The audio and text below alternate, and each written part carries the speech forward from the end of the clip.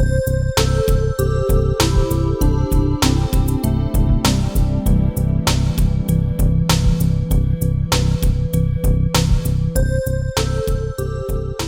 evening.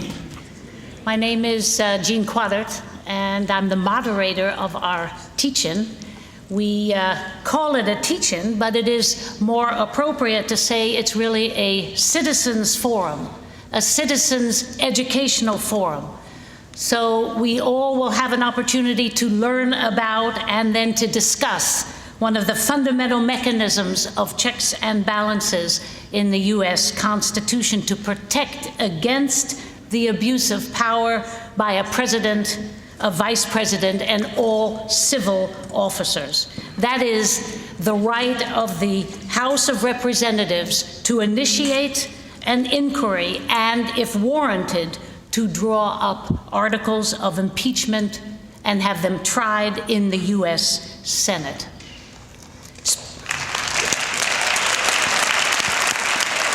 Good provision. Specifically, we have a panel, and you will hear from two scholars, a journalist and a lawyer who have written books on the subject. You will hear from two political figures and activists, and two ordinary citizens. And we welcome your input during the question and answer period. We have given quite a bit of time so that you can really participate and engage the panelists themselves. So you will hear about the specific case to be made for and against the immediate impeachment of George W. Bush. After all, that is a right that falls to all of us as citizens, as individuals, as members of groups, to encourage local governments and state legislatures and our own House of Representatives to initiate an impeachment process by sending charges to Congress for them to act on. I need not fully remind you that this teach-in is part of a much wider movement around the country to initiate impeachment. 70 legislators in the state of Vermont have sent a letter to the Vermont congressional delegation in Washington, D.C. to urge the U.S. House to begin an investigation on possible impeachment. There are impeachment resolutions pending in 11 state legislatures. Many statewide and national political committees and legislative districts have taken a stand on the subject. 87 towns and municipalities have also passed impeachment resolutions, including the city of Ithaca, and we will hear from several people.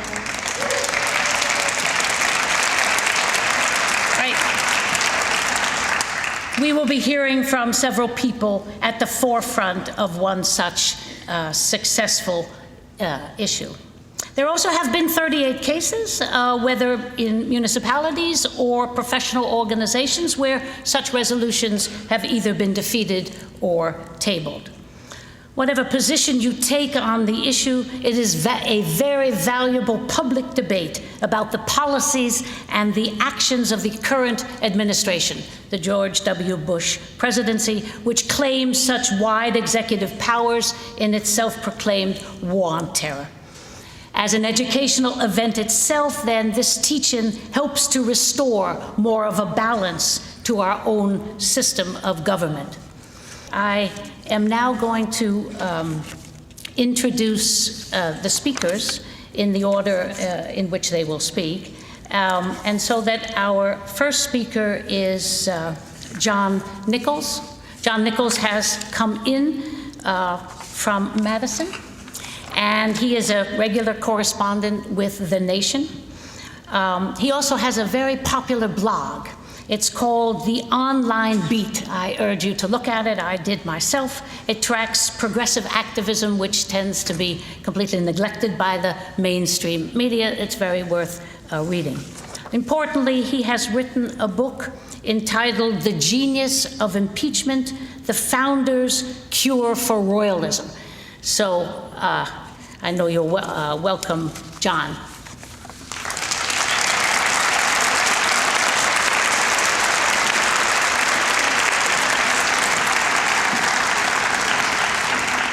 Oh, you sound very good. Excellent. Excellent. Well, it is a delight to be in the part of New York that we Midwesterners don't hear much about. It's all, the talk of New York is always the city and all that. But coming from rural Wisconsin, as I drove into Binghamton last evening and saw all of your tall buildings, I felt I was definitely in the city.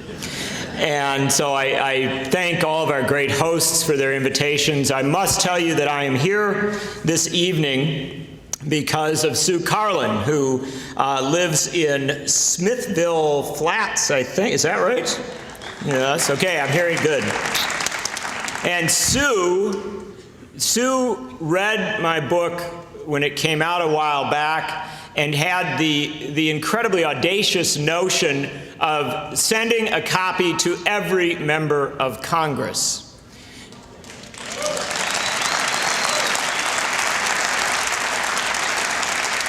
She raised the money, I assume, from some of you good folks, and succeeded in doing so. And I've been delighted to be able to tell her this evening as we were talking that I know of members of Congress who not only read the book, but because of the book, signed on to Congressman Dennis Kucinich's proposal to impeach Vice President Cheney.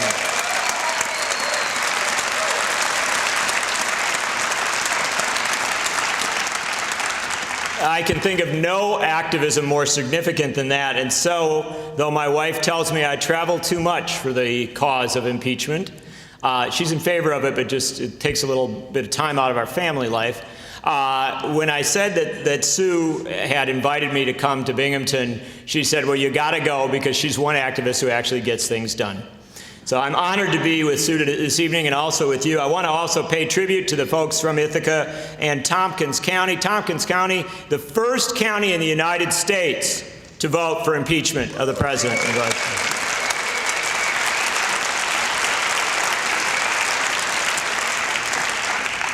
Let me also note that I'm sorry that Maurice is not here tonight. Maurice Hinchey is one of the most outstanding members of Congress by any measure.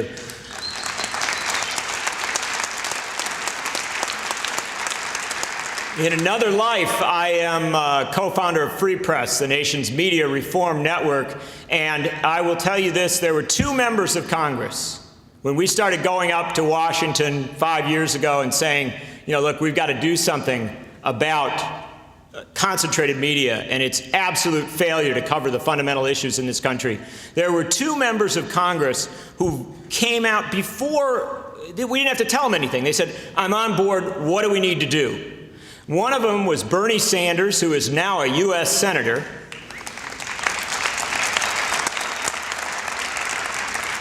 And the other was Maurice Hinchey. And by God, if Hillary Clinton gets elected president, I sure hope that Maurice Hinchey will be a U.S. Senator as well.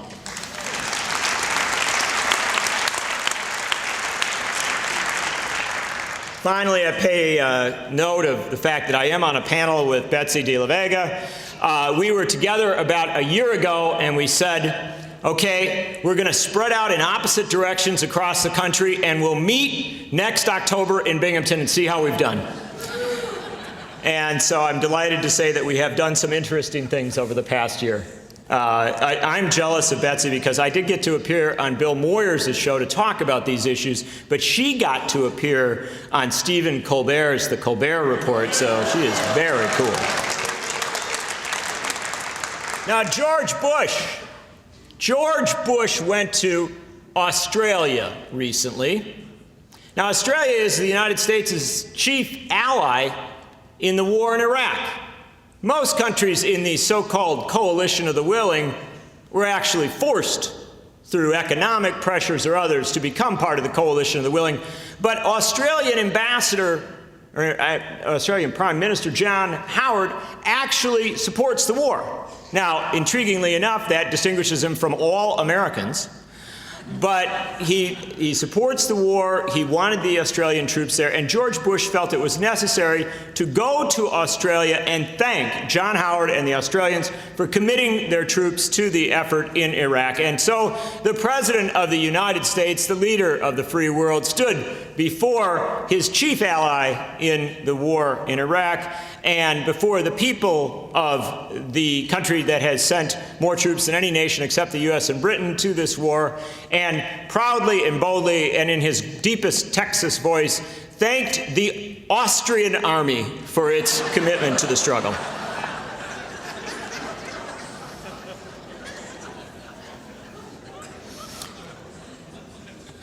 It is with respect for his intellect and his commitment that I speak this evening of the President, and also of another American who was in Australia during the week that the President was there, my friend Matt Howard. Matt is a Marine who served in the initial invasion of Iraq.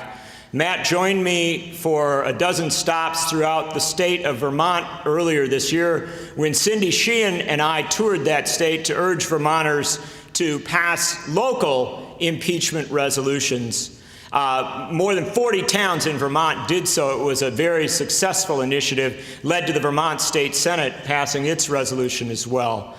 I would love to tell you that Cindy and I were the forces that caused Vermonters to act, but I think Matt Howard was a much more powerful voice, and it is why I was so glad he was down in Australia at his own expense to challenge George Bush's line on the war.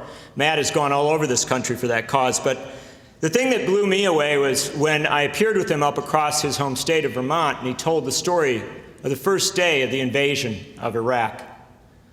Matt and the other Marines were given a half hour of cultural training to understand one of the oldest countries on the planet. They were given no language training whatsoever, and they were told to drive north on that great superhighway from Kuwait City to Baghdad. I know it is hard to imagine today, but once Iraq had superhighways and hospitals and schools and a functional, if imperfect, country. It is now the quagmire that we have made it. But Matt Howard and those Marines headed north, and they were told, you've got to keep going, keep driving. When you come to a crossroads, one of the Marines should just jump out, stop the traffic coming across, but keep heading north, keep heading for Baghdad, and so they did. They came to the first major crossroads. The young Marine in Matt's truck, Matt was a truck driver, the young Marine jumped out. No cultural training of consequence, no language training whatsoever. And he stood at that crossroads, and he did what a Marine will do. He put his arm up with a clenched fist and said, halt. And the car, a Mercedes-Benz with a mother, father, and 6 children in it, came to a halt. And then the man driving the car reached out of the window, being a member of the Ba'athist Party, and gave the international sign of solidarity, feeling that that is what he had gotten from the Marine. And when he put his arm back in, he put his car in gear and drove forward because, of course, he had had this interaction, this communication with the American Marine. And the Marines at that site shot and killed everyone in the car. That evening, because our president and all of those people who support the troops did not send the proper gear, tents and things like that along for the invasion, this soldier slept in Matt's truck. Every few minutes he would stir from his restless sleep and scream out. Matt finally put his arms around him and he said, it's okay, brother. You have to understand, bad things happen in a war. And slowly the Marine, would drift back to sleep. And he would stir again and scream out. And Matt said, brother, you gotta just take it easy, man. Bad things happen in a war. And this young man said, you don't understand. You don't understand. I am a Christian, and I am responsible for the deaths of innocent men, women, and children on the first day of this war. I'm going to hell. Don't you understand that? And Matt tried to reason with him, but in the end he said he couldn't. And when I think about the fact of what we are doing to our sons and daughters, our brothers and sisters, our parents, in that quagmire that is Iraq, and when I think what we are doing to the innocent people of Iraq, I despair. And when I hear our president speak of sending tens of thousands of additional troops into Iraq in a surge, men and women as beautiful and good as Matt Howard and that other Marine, I despair. And when I hear the Vice President of the United States speak casually about launching a more extensive, more deadly, and more dramatically dangerous war against the nation of Iran, I despair. And when I see members of our Congress elected to end this war debate non-binding resolutions, which by their very nature confirm their irrelevance, I despair. And then I come out on a Saturday night in Binghamton, New York, and I see all these good people. I see Sue Carlin and all these other folks, and I think to myself, I don't have the indulgence. I don't have the right to despair. I don't have that privilege as an American citizen. I have a responsibility to stand before you this evening and to say, courage, patriots. We are descendants of revolutionaries who fought a war against a king named George. And you are right. You are right. The Constitution has been attacked. The Republic itself is in danger. Democracy has been undermined. But we were given a Constitution with which to respond to all of these challenges. And so I stand before you this evening and I say, my name is John Nichols, and I want to impeach the President and the Vice President of the United States.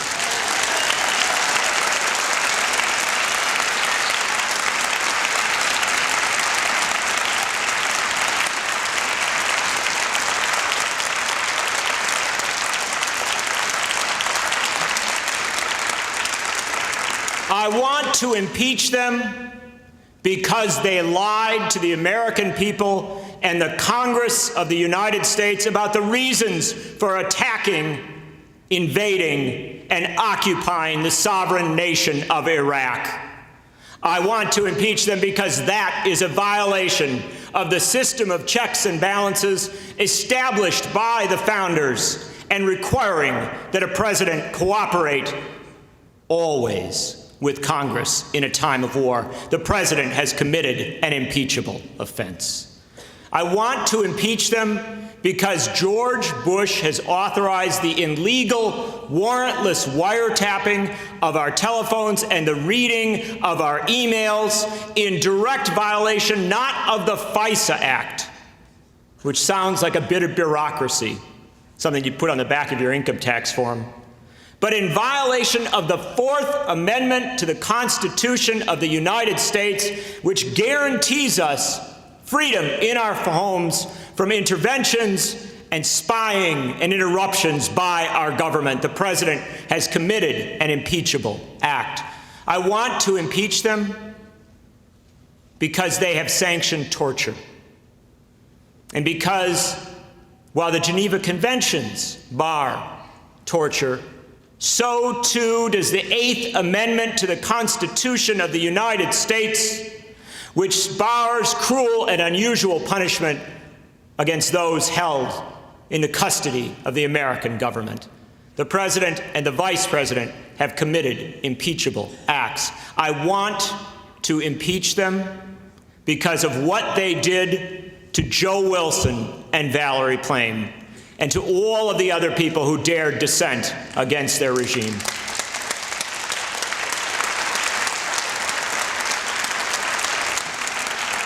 The third article of impeachment against Richard Nixon was for using his office to achieve political goals to undermine, to criticize, to harm his political critics. The president and the vice president have committed an impeachable act. Now I know that there are people who tell you, well, you know, it's true, everything you say is true, but it's really late, right? It's very, very late. You know, we're going to have a presidential election soon. Can't we just hold our breath for the next 14 months? I mean, can't we just, let Bush finish it out? Because, well, it might be politically advantageous for the Democrats if we don't apply the Constitution. And, there's timelines. We're talking about timelines for telling the president when he can do things and stuff like that. And whenever I hear that, I think of another timeline. Every 10 minutes in Iraq, an innocent Iraqi civilian is killed in this war. Every 10 hours in Iraq, an American soldier is killed in this war. Every 10 days, $2 billion are removed from the U.S. Treasury and poured into the coffers of Halliburton and Blackwater and all of the other profiteers who have grown rich on this war. 10 minutes, 10 hours, 10 days. That's the timeline I think about. Don't tell me George Bush's presidency is almost done as he talks of going to war with Iran. Don't tell me that we can wait this out when every 10 minutes an Iraqi mother buries her child, when every 10 hours an American mother buries her child, when every 10 days the money that could rebuild New Orleans, that could give us a national health care plan, that could make this country the envy of the world, is spent off to the war profiteers. 10 minutes, 10 hours, 10 days. We have enough time to hold this president and this vice president to account.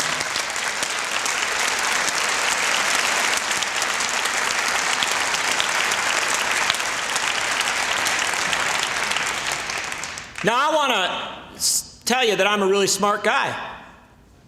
I know all this great stuff, and I came up with all these good ideas, but I didn't.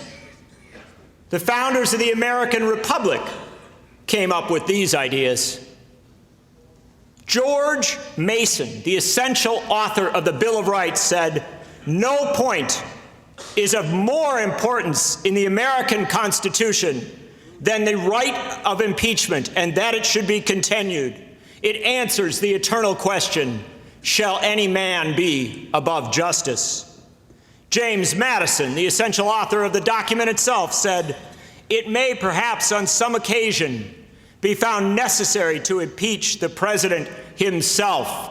Do not fear this day, citizens. It is what we fought for when we said we would no longer be ruled by kings."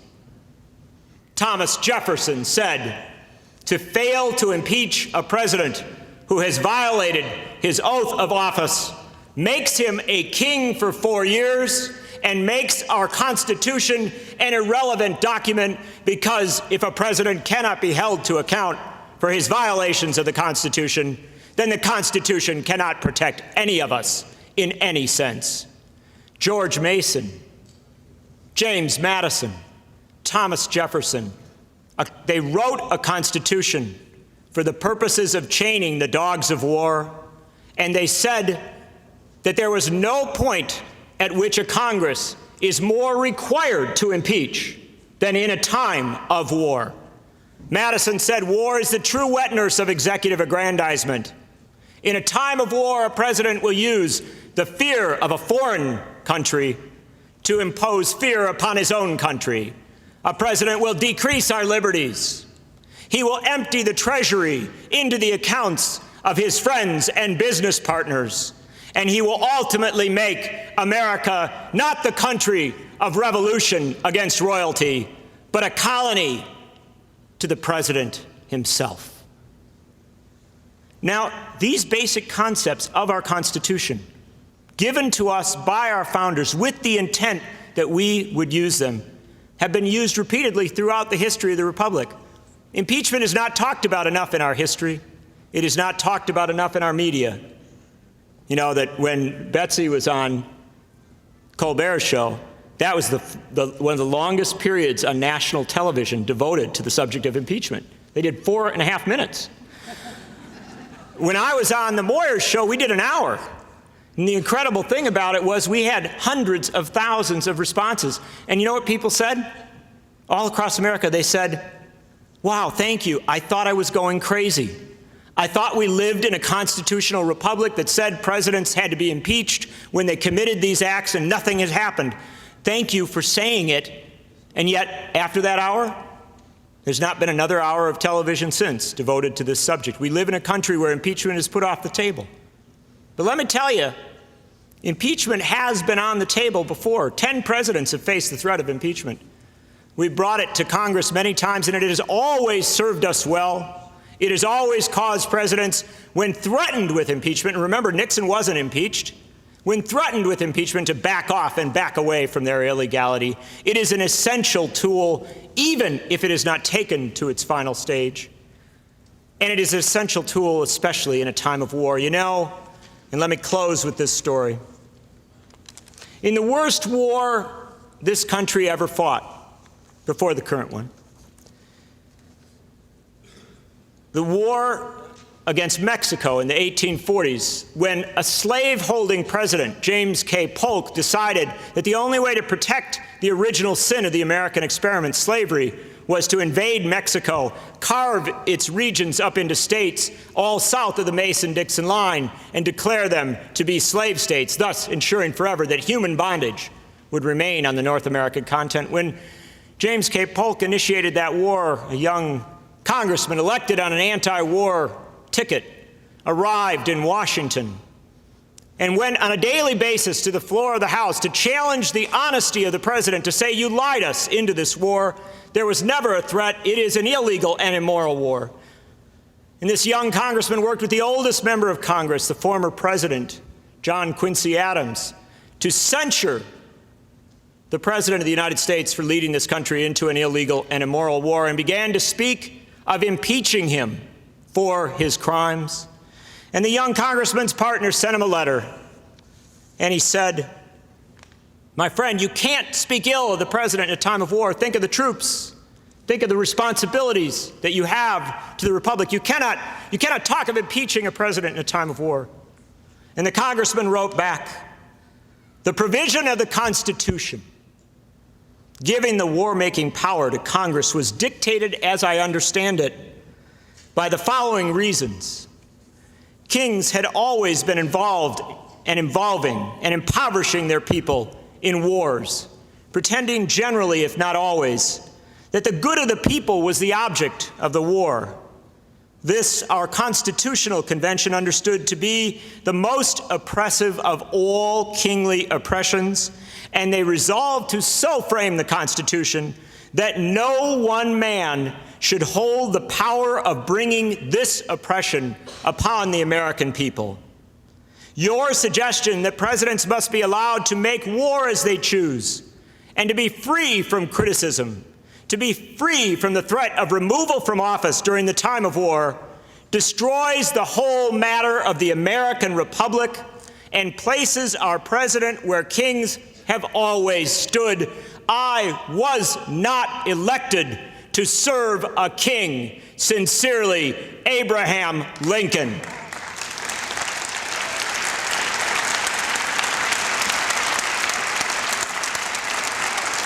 It is not too late to tell James Madison and Thomas Jefferson and Abraham Lincoln that they were right about the American Republic and the American experiment. It is not too late to renew the Constitution. It is not too late to restore the rule of law. It is not too late, indeed.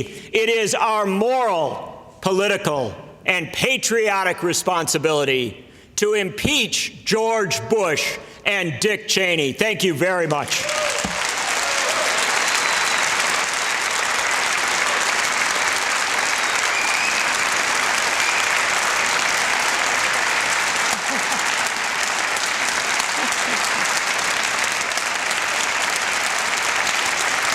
we can welcome Elizabeth de la Vega. Elizabeth has come from Northern California, and she is a former federal prosecutor. She was a member of the organized crime strike force. She was chief of the San Jose branch of the U.S. Attorney Office for the Northern District of California.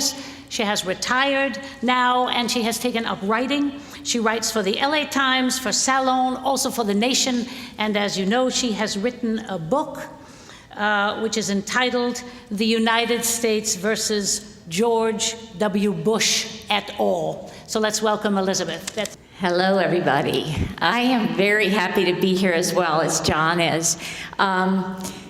When I was first invited to Binghamton, I have to confess I really didn't know very much about Binghamton.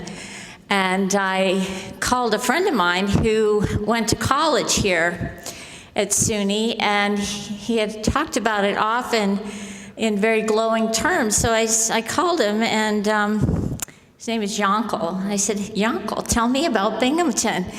I'm going there. I want to hear about it. And there was this long silence.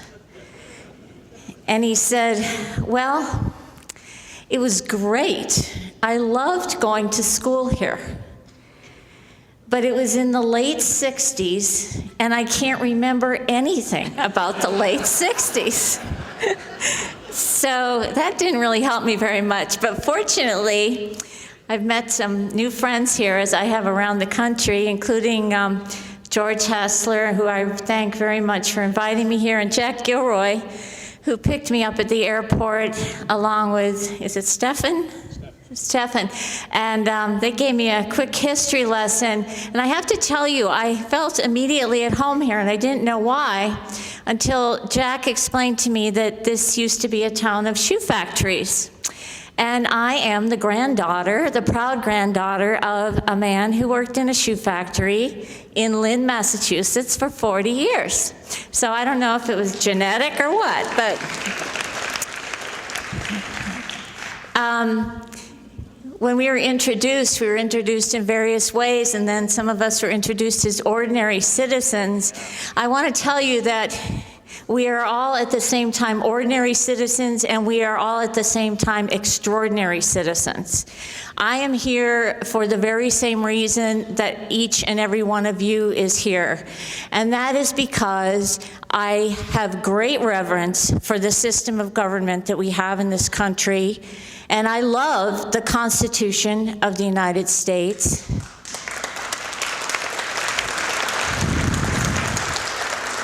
And I miss it. We haven't seen it in action for a good many, many years. Now, as you heard from Joan, I spent 21 years as an assistant United States attorney, and I was working, in fact, as an assistant United States attorney in 2002, July of 2002, when I heard President Bush get up and make one of his many speeches in front of the sign that tells you what you're supposed to understand from the speech in case you can't understand what he, in fact, is saying. And this particular one was about corporate responsibility. It was July 30th, 2002, and he was announcing the enactment of the Sarbanes-Oxley Act, the corporate crime bill, in response, in part at least, to the Enron fraud. And he said something along the lines of, thenceforth, or I'm sure he didn't say thenceforth, from here on in, it will be illegal for CEOs to lie to their investors about the finances of their company. Well, that struck me as odd because I'd been working for all those years, and it had already been illegal for CEOs to lie to their investors. So even when he was announcing a corporate crime bill, he was defrauding the people of this country. What I didn't know at the time was that on that very day, and for many months beforehand and after, the president and his senior advisors, including the vice president, were embarked on the largest fraud we've ever had in this country. When President Bush announced the corporate crime bill, he talked about tricking investors into making investments as a crime. Well, tricking the nation into a war against people 8,000 miles away who have done absolutely nothing to us, who have no ability whatsoever to do anything to us, nor do they even have any desire to do anything to us. Tricking the nation into war is a crime. So,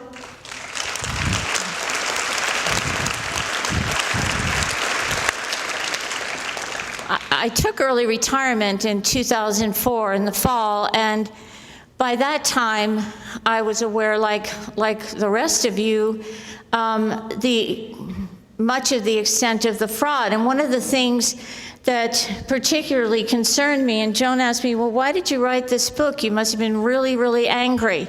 And I have to tell you, I was not only really angry, I was ashamed and just absolutely discouraged to see the nature of the debate, if you can call it that, on television, and in particular to find or to discover that the president could be reelected if he was in fact reelected. I'm not sure about that. But in any case, some of the things I would hear would be along the lines of, well, the president couldn't have intentionally deceived the public because he didn't know anything, because he didn't read anything. And even people who were critics of the president actually accepted that as a valid point. Well, I thought it might be worthwhile for me, as someone who prosecuted many people who committed fraud, to explain to the public that if you are in a position of authority, whether you're the president or a life insurance salesman or someone selling pharmaceutical products, and you're setting about to convince people of something, you have an obligation to find out the basis for what you're saying. If you don't have a basis for what you're saying, then that's one form of fraud. It's called a statement made with reckless disregard for the truth. So either the president was defrauding the public by making statements recklessly without regard to whether they were true or false, or he had looked into what the facts actually were and he was deliberately lying. So that was one thing I kept hearing. Another thing I kept hearing was, well, these people actually believed that there were weapons of mass destruction. Well, I thought it might be important for people to know, and I explained the law in the book in quite a bit more detail, but important for people to know that almost every person who tries to con somebody else convinces themselves that the outcome will be good. But the law tells jurors in every single criminal case involving fraud that it's not okay, it's no defense, regardless of what you think the outcome of your scheme is going to be, it's no defense if you lie along the way to get people to go along with it. In other words, you can't lie to people to get them to do what you want just because you think it's going to be good for them. So that was another point I wanted to make. And then the third point I wanted to make was that, well, the president was saying, well, I just relied on other people. He picked different ones and just went along with what they said. Well, that was a big defense in the Enron case. Jeffrey Skilling and Ken Lay would say, well, we just said what our underlings told us. And every single person on that jury understood the fallacy of that argument, and it's not what the law says. Again, if you are in charge of an operation, you're required to know what is going on. You can't foist it off on your underlings. And so my decision was, well, I'll write this book. I had no idea if anybody would ever publish it. And I set about to prepare the case of fraud just as I would prepare any other case. And that's what I've done in the book. And my point was not that the president or vice president should be indicted, although there is a hypothetical indictment in here, and some people find it really therapeutic just to have. And in fact, when I wrote the book, I wasn't even writing about impeachment. My goal at the time, and this was the summer of 2006, was that we needed Congress to do the right thing. We needed Congress to oversee and do what they're supposed to do.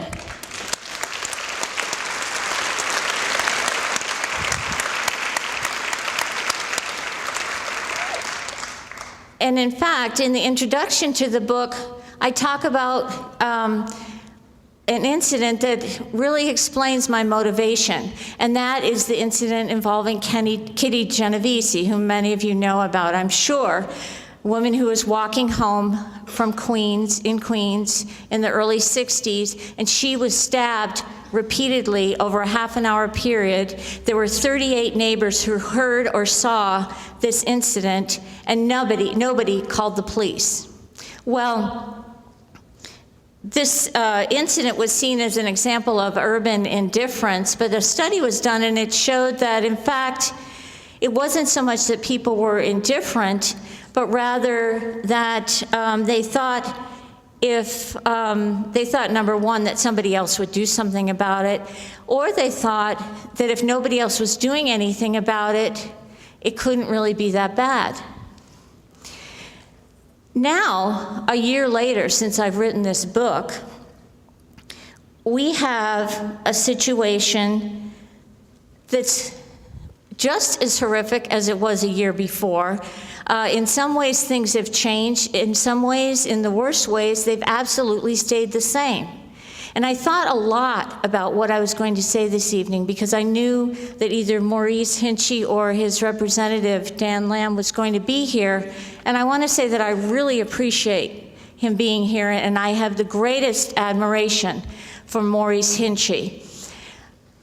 But at the same time, I think it's really important, and this is my only chance to say what I want to say to congressmen, to the progressive Congress people who are the people on whom we rely more than anything. It's not easy being a progressive congressperson, I can imagine, and I, as a public servant for many years, I know what that feeling is like. You're trying to do the right thing and it's still not enough. But nevertheless, these are the people, these men and women are the ones we really need. And so I'm not going to hold back. And because the position that I believe Congressman Hinchey is taking is the very same position that my congressman, Mike Honda, is taking. And he just wrote my husband and me a letter in which he said, yes, we believe that the president has, or I believe that the president has committed impeachable offenses. But, and these were his exact words in the letter, the stark, undeniable reality is that we cannot get the 2/3 vote in the Senate to convict the president. Well, I want to say that that is not true, and it is not the stark, undeniable reality. The only way someone can take that position is by completely closing one's eyes to what is really the reality. Because the undeniable reality is that this president has defrauded the country about the war, has defrauded Congress, and the only way you can take the position we're not going to do anything about it is by closing your eyes to it. The undeniable and actually,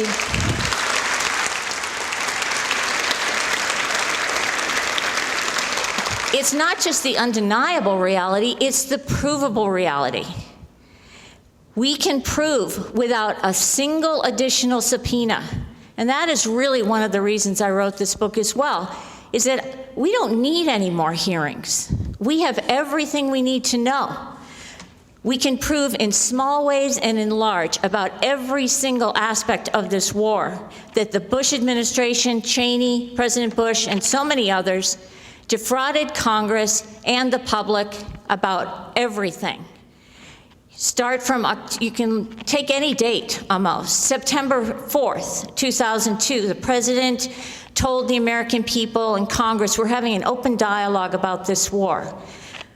What had happened by that date? He had a formal war plan. There had been meeting after meeting after meeting with General Tommy Franks and Donald Rumsfeld and the entire War Council. We had sent the soldiers from Afghanistan over to Iraq, taking them away from looking for Osama bin Laden and putting them over in Iraq. We had the CIA over in Iraq trying to foment the insurgency. We had Cheney, who had gone to every single country around Iraq in March of 2002, and he, when asked about it on TV, Condoleezza Rice said he only went there because he's got a lot of friends over there. By July, Donald Rumsfeld had authorized to be executed more than 50 airstrikes likely to kill more than 35 Iraqi civilians. They'd already been executed. We don't know how many were executed that were likely to kill fewer than that number because they didn't even have to be authorized. On July 30th, the date that the president was announcing that tricking investors into making investments was a crime, he had secretly caused to be moved $700 million of funds from Afghanistan to Iraq war appropriations.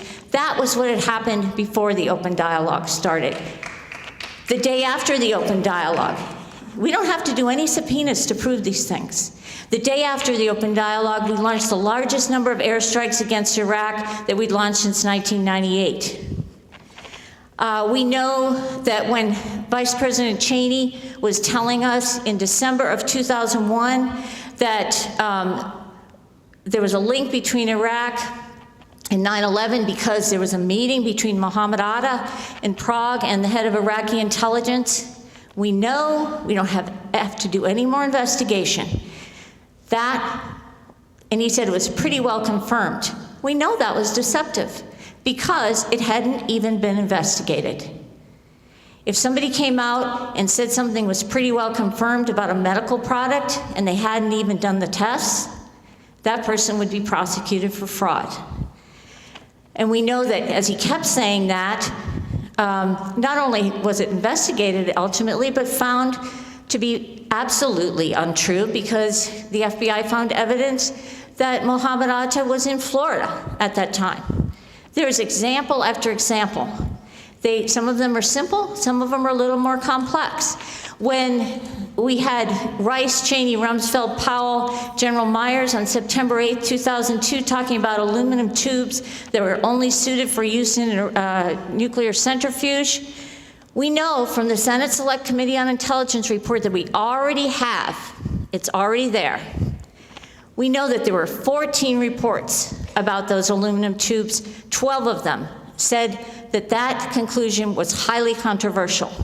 And one of them, according to the Senate Select Committee report, was in the President's daily brief. And the reason we knew about these tubes, all laid out in these reports, is because they were seized from the Iraqis because they were ordering them on the internet. Whether it was Craigslist, eBay, I do not know. Out of these 12 reports, 6 of them said that it was not only in dispute, but highly unlikely that the tubes could be used for a centrifuge because they were 3 times too long, they were covered with a coating that would have to be taken off, they were 3 times too thick, the metal, they were half the diameter that you would need. And as one of the experts put it at the time in the report, maybe you could turn these into tubes suitable for use in a centrifuge in the same way that you could turn a Yugo into a Cadillac if you worked at it hard enough. All this is provable. It's provable that when President Bush came out in front of the entire country and world and Congress in March of 2003 and said we had to invade Iraq because they weren't cooperating with the inspectors, that was an absolute flat-out lie.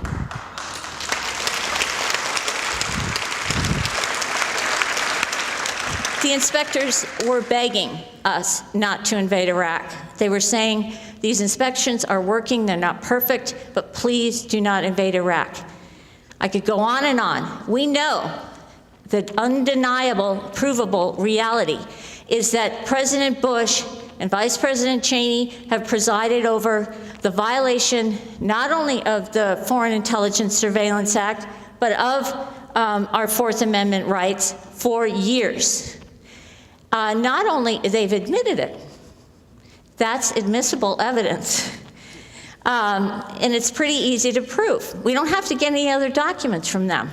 We don't have to rely on the kindness of the administration in order to prove that they have been deceiving us. And not only have they violated the law in this regard, but every time Congress has tried to get information, they have obstructed Congress. We still do not have whatever is the supposed legal rationale for the violation of the FISA law. Now, if there really were one that existed at the time, there's no reason for them not to explain what it was.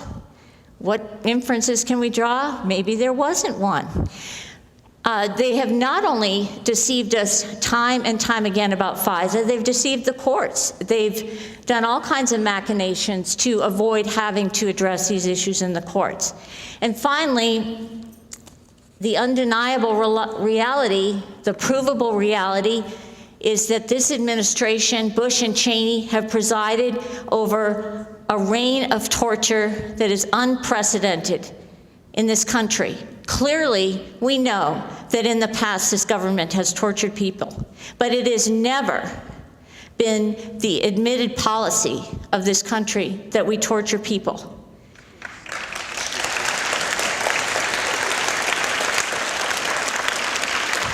And it's not simply that it's a violation of the Geneva Convention, which would be bad enough.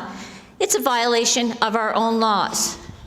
For those of you who don't have your statute books here, it's 18 U.S.C. section 2430. And again, not only are they committing these heinous acts and deceiving us about it for years, regardless of whatever efforts Congress makes to investigate, obstructing Congress at every turn and lying to Congress over and over and over again, doing secret memos and so forth, they pretend now that they simply can't even tell us what the definition of torture is. Anybody who heard Dana Perino do her press conference recently about that, she said, well, it's just so complicated. You know, you have to read this lawyer's memo, and she actually asked somebody, were you able to get through it? I couldn't get through it. Well, that, my friends, is a huge deceit. And not only is it a huge deceit, it's completely at odds with what the Bush administration Department of Justice is saying in another matter in a courtroom in Florida that is pending right now. We have charged the son of Charles Taylor, the president of Liberia, with torture. He's charged under the statute I just mentioned. And in that case, do the Department of Justice lawyers, who, by the way, these look like real lawyers to me, who are actually trying to redress injustices, what do they say about how you explain torture and whether or not it's vague? This is all they say. He's charged with specifically intending to inflict severe physical pain. An ordinary person would know that the type of conduct described in detail in the indictment is prohibited. An ordinary person, and yes, an ordinary person does know that it is prohibited to inflict a combination of psychological and physical actual suffering and threat of suffering, including simulated drownings, head slappings, on and on and on. And those are just the things that they seem to be admitting to now. We know that they've been doing these things and lying about them for years, and now they're trying to tell us it's too complicated. Now, you don't have to violate laws to commit impeachable offenses. Impeachable offenses are those which are serious abuses of power that go to the governance of the country. But as it happens, in lying about the war, in violating the Fourth Amendment, in violating the FISA statute, in sanctioning and endorsing and carrying out torture in the way that they have and lying about it and obstructing Congress, this administration has done all of the above.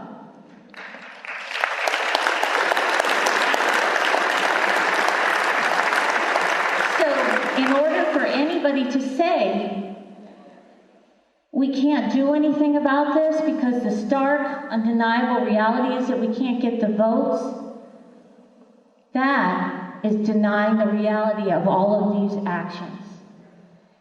And maybe it won't succeed.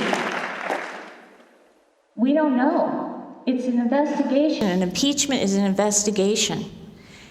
But are there grounds to start this investigation? There's no question that there are grounds.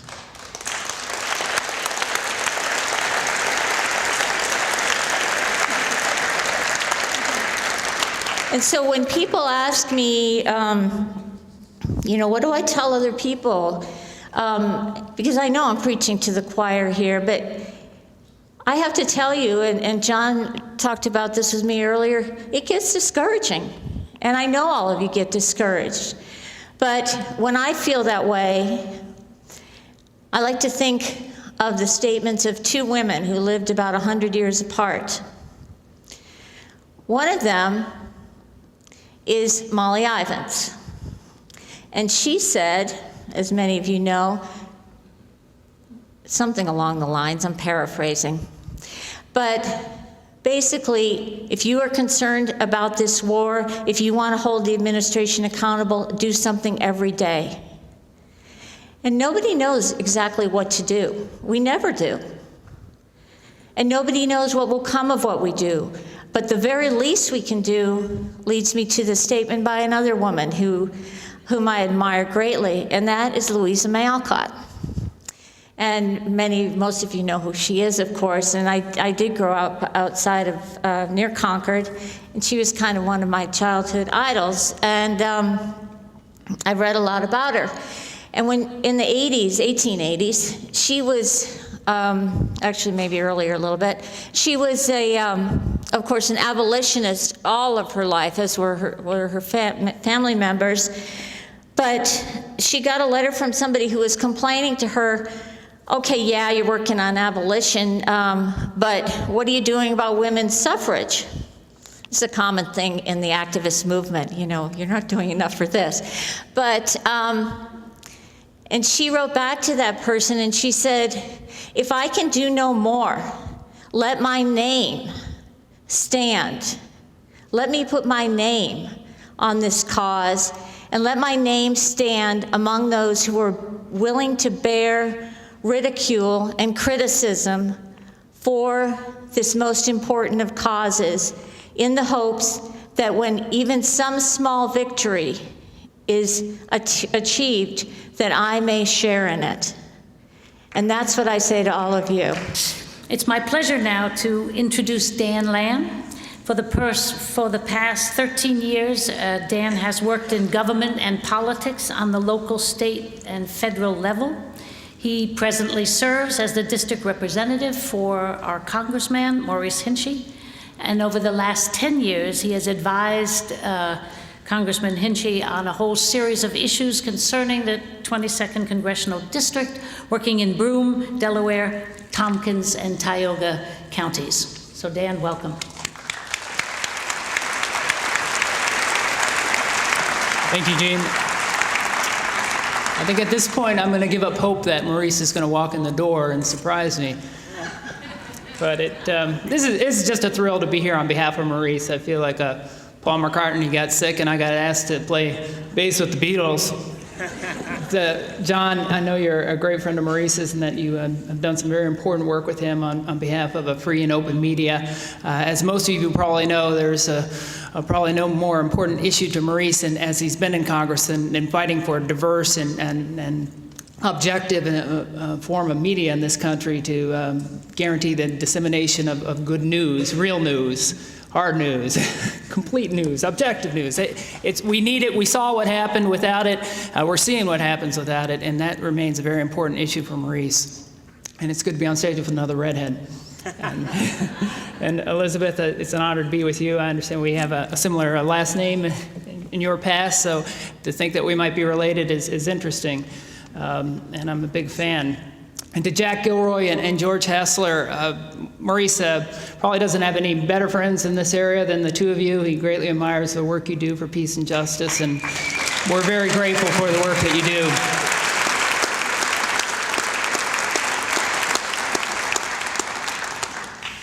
Now, I hope it's clear that I'm not here to, in any way, to debate whether George W. Bush deserves impeachment. Maurice has spoken often on record on this issue. He does believe that this is the most impeachable president in our nation's history, and he has not wavered from that position. To the extent possible, I want to familiarize you with Maurice's thinking on this issue and offer some thoughts to you on why this issue hasn't gone further in Congress and why there is a lack of appetite in Congress for this issue.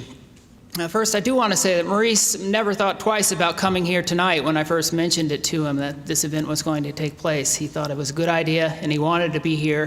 He greatly appreciates the work that the peace activists in this area do. He considers you very close and dear friends in a fight that just is ongoing. So he regretted having to cancel on coming out here because of a family medical matter. And I've had a few of those in my time working for him, and he's let me go, so I'm going to let him go tonight, and I'm happy to be here on behalf of him. This is definitely democracy in action with a small d. All of you for coming here tonight are doing a very important thing, and Maurice is greatly appreciative of you for doing that.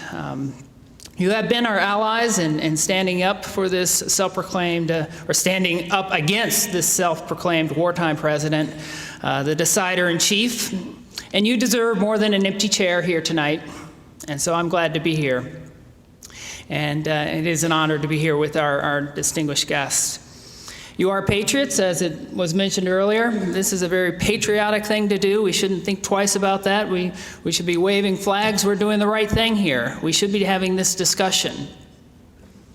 I do want to just refer to a few notes that I had put together for this event, and I'm sure more interesting things will come up during the question and answer following. But I do want to just read a few things for you about what I would call the appetite for impeachment.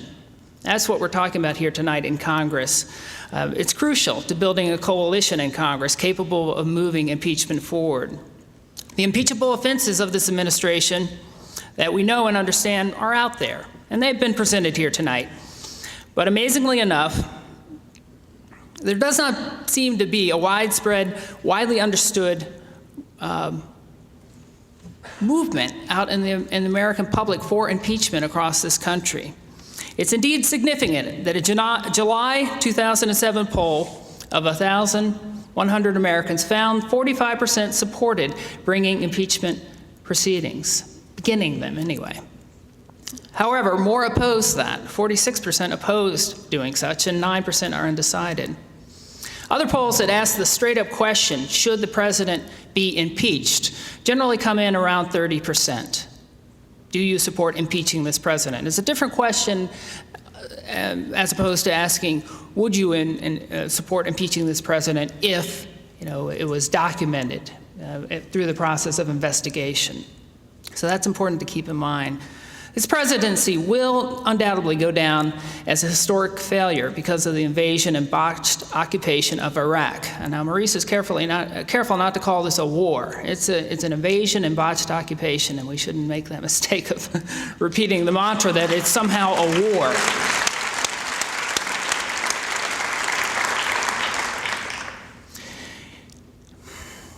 What Iraq has shown us, what Katrina has taught us about the state of Bush's homeland security, the intelligence failures surrounding 9/11 have all convinced us that impeachment is a viable thing to talk about, and is certainly assured that this presidency will go down as an infamous presidency.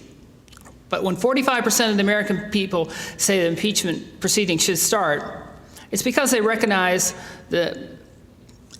we have to ask, I should say, do they recognize the specific requirements of impeachment? Or is it because they've come to recognize Bush as the elitist coward who continues to send other people's kids to fight a war, I put that in quotations, of choice, in a military operation that has failed so miserably, and he's too pompous to admit that it was indeed a mistake?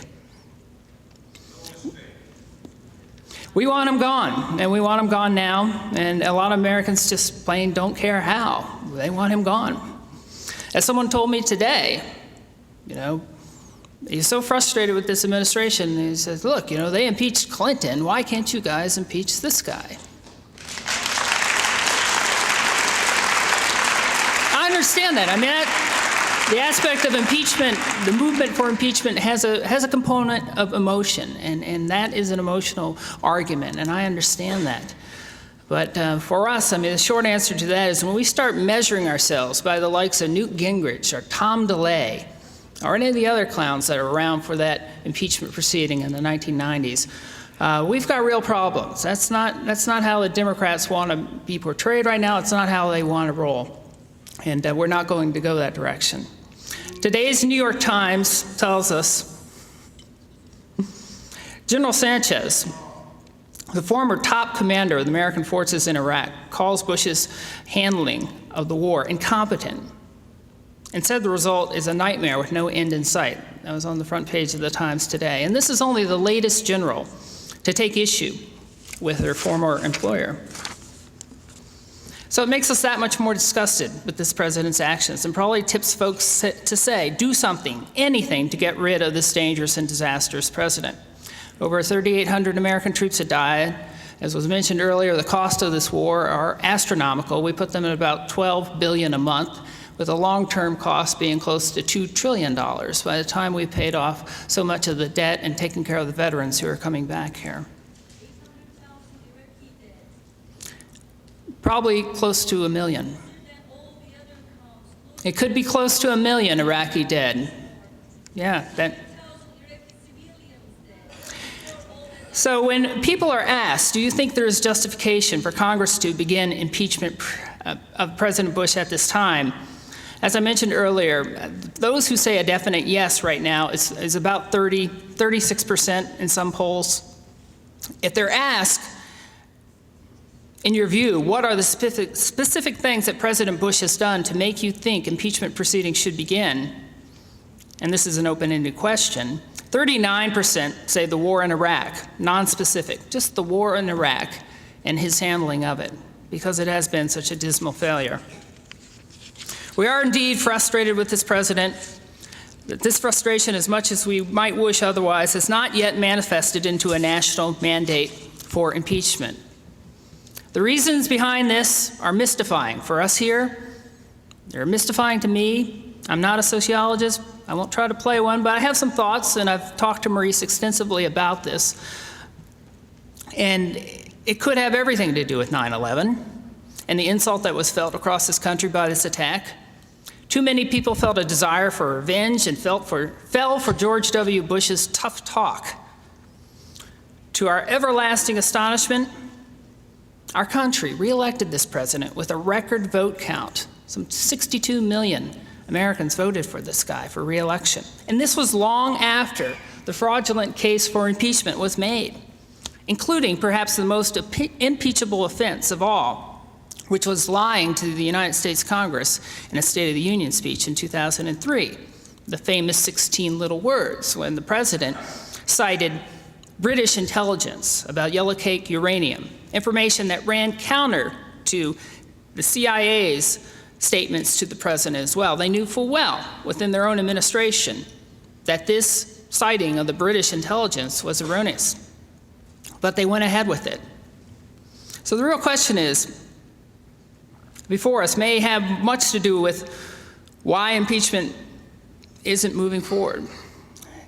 It's a tough question for members of Congress who gave Bush the authorization for war. We will remind you, Maurice Hinchey was not one of those. It's certainly a tough question.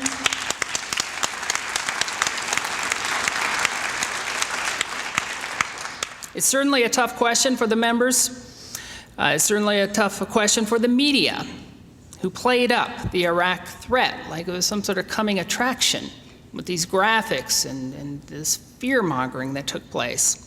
And of course, it's a tough question for everyone who voted to re-elect this president. It requires some introspection before they can turn around and say, why did I do that? And why do I now want to impeach this guy?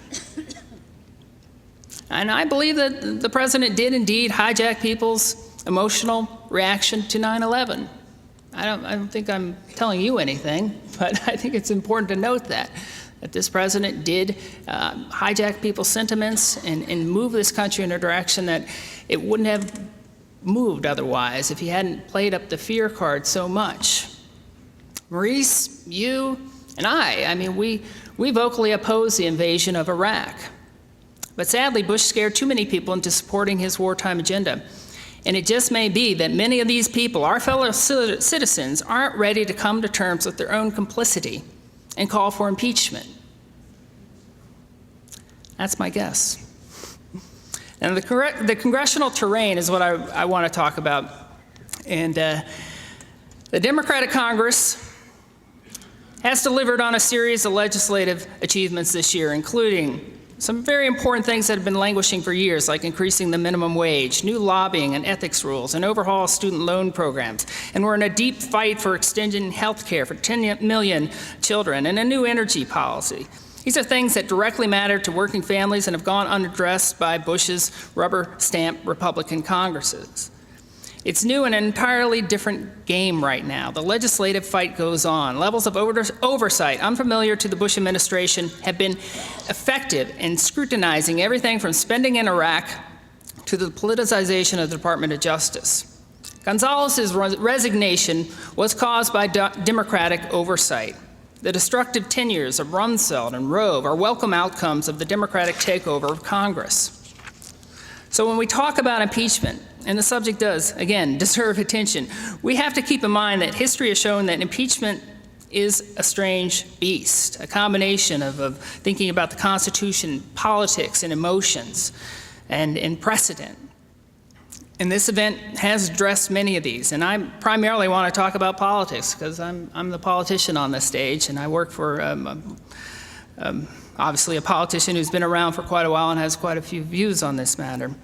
It's difficult for me to conclude in the next year that we'd be able to bring the public will, the American people, at least a majority, to the point where they understand the high crimes and misdemeanors that have been committed. Now listen, I'm not saying they haven't been committed, and Maurice Hinchey hasn't said they haven't been committed, but we have got a convincing job to do. We're doing it. We're doing it, but we need this to happen across the country. It's great to have it here in Binghamton. We love this happening here in Binghamton, but there are places in the country who need this to happen badly. And I'll get to that, and I'll tell you more about that in just a minute. So why doesn't it happen? The answer has several components, not the least of which is that we have a speaker who has been a terrific leader, who has broken the glass ceiling for women in Congress and has become the most powerful woman in the history of our country. Now, she made a promise and an aggressive agenda when she was campaigning in 2006 to do a lot of great things that she has come through on. But that agenda specifically did not include impeachment, and we all knew that. All of us knew that. If you paid attention to the news, if you watched 60 Minutes, she was upfront about this in 2006. And she made a pledge. She made a pledge on 60 Minutes. Now, there's no need to hiss. I'm just citing the history here. These are facts. We can get to opinion in a minute, but these are the facts. So please, bear with me as I go over the facts. She was asked, is impeachment going to be on the table when you're Speaker of the House of Representatives? And she said, no, it's not. She made a pledge. She was asked, is that a pledge? She said, yes, that's a pledge. This was in October 2006. All of us knew that. And to my knowledge, not a single person called our office asking Maurice not to vote for Nancy Pelosi as Speaker of the House. I take a lot of phone calls. She put that out there, and it matters. And I'm saying this because it does matter. She is the Speaker of the House of Representatives, and she has to honor the pledges that she's made. Now, if somehow impeachment were to go through, we have to think about how would Nancy Pelosi, assuming the presidency, go over? She would have to, of course, take the presidency because she's third in line as Speaker of the House of Representatives, meaning we would impeach George Bush, good idea, impeach Dick Cheney, good idea, install Nancy Pelosi, a woman who pledged that she would not do this as president, a woman from San Francisco who the right wing would have a field day with, installing herself as president. These are things we just have to think about, and I'm laying them out there for you. Secondly, what we're hearing here in the 22nd Congressional District simply is not happening elsewhere to the extent that we need it to happen. As John has written, Thomas Jefferson, James Madison, George Mason, and even their compatriots believe that impeachment should be an organic process driven by public outrage over executive excess. They intended, this is good, they intended that the people would raise the call for accountability and that the federal legislators closest to the grassroots, members of the House, would take it up. And that's what needs to happen for this to go forward. You have got one vote in Maurice Hinchey, but we're still about 200 shy of a simple majority on the subject. That's just the facts. You have to realize that members of Congress do not go to the Capitol to take directions from other members. You have, in effect, 435 very healthy egos. People are used to being leaders in the community, presidents of their class, presidents of various agencies within their district. They're used to being leaders. They don't go to Congress to be told what to do for their district. They go to Congress to listen to their district and act on their behalf. So this has to be a grassroots effort. This has to be something, as John wrote, an organic process driven at the local level. Elsewhere, it's just not registering enough for impeachment, for the impeachment equation to compute. And I want to say, frustration or anger towards Maurice over this is misplaced. Maurice is not a one-man majority. He gets this. He knows that he must make the most of every hour that he serves in Washington, and what he won't do, and what he said publicly, is he's not going to push for something he doesn't think is going to move forward. And we may disagree on the cost of this. If impeachment were to move forward, now this is another thing I'm just asking you to think about, and we may disagree, and hopefully we'll have a good discussion about this in a minute. You need me to wrap up? Yeah. All right, I just want to make this one other point. But if impeachment were to go forward and fail, this president would have one more moment where he's beat Congress, one more reason to think that he's untouchable, one more reason to think that he could go and push forward his agenda and his plan for Iraq and perhaps Iran and all sorts of things that we don't want to embolden him, to use one of his favorite terms, to do. I mean, there is such a thing as an impeachment dividend. If it fails, this president's going to gain an impeachment dividend that's going to make him feel a little taller in his shoes, and we don't need that. And it's worth considering what that might have, because for every action, there is a counteraction, and we need to consider that. So I know that this, in Maurice's opinion, and I did speak to him about this on Monday, that if he were to beat impeachment, if we were to somehow introduce this and have it fail by a large margin, which right now it looks like it would be an undeserved gift and just might be enough for President to bolster his showdowns in remaining fights. So Maurice, I want to mention one last thing and then I'll get off the stage. We'll sit down anyway. Maurice has joined Senator Feingold in doing something that is a step towards impeachment and introducing resolutions of censure of the president. And this is something that is a constructive mechanism to move the Congress, to give constituents across this country something to talk to their members about. Say, hey, why aren't you on the Hinchey resolution? Why aren't you on the Feingold resolution? Because we need some company on these resolutions right now. We've only got 22 co-sponsors. And if that is sort of a trial balloon on how much support there is in Congress for impeachment, we need to look at this and ask people to sign on. Because as the Nation magazine editorialized, this censure effort is the first step towards impeachment. It should be looked at that way. It complements that. And that is Maurice's thinking. Let's get the conversation going. Okay, so you're not ready to impeach the president. Well, look at this. And he lays out in his censure resolutions with Senator Feingold all the reasons that have been discussed here tonight. And this is a constructive thing to do, given our circumstances. And I ask you to look at these things. They're on our website. I'd be happy to tell you more about them if you want to call me in the office. But that's something that Maurice believes is a very useful tool at this time. So I thank you for listening and look forward to your questions. Thank you, Dan. Now I will turn the podium over to Jack Gilroy. He's a well-known peace activist, a well-known figure here in Binghamton. He has been particularly active in his work to close down the School of the Americas.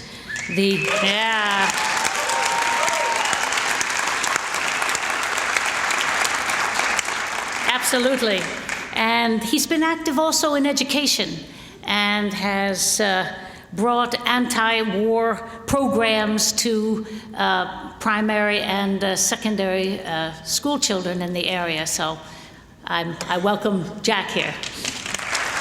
I already got the high sign from Gene to try to keep it short because we really do want to get into some interesting items here, and especially what Dan said I think is really very important for all of us, that if Maurice is looking for a local situation to occur, as Tip O'Neill said, all politics is local.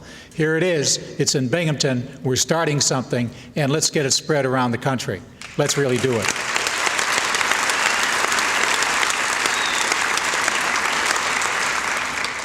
We'll be saying a few things here in a minute or two about local, what is going on here actively, because actually Tompkins County has been giving great praise here, even by the famous John Nichols of The Nation magazine, and the first county that has ever had a resolution to impeach the President of the United States. And we're going to, in a little while, we're going to have a couple people from Ithaca come up and tell you briefly about how they go about doing that, and a job for us here in Binghamton, and hopefully to spread around the nation.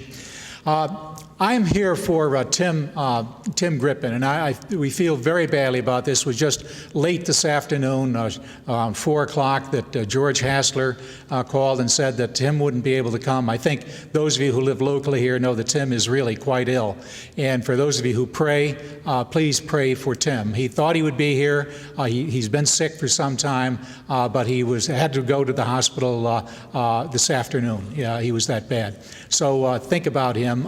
Tim, just a great guy, drafted into the Vietnam War, and you know by looking at Tim, by his the damage that he took with the shrapnel, that he still carries, of course, the scars of that horrendous war, the Vietnam War. He's been such an individual with such great strength fighting against the war ever since that we really do appreciate Tim and all he has done for the country, the county, his home city of Binghamton.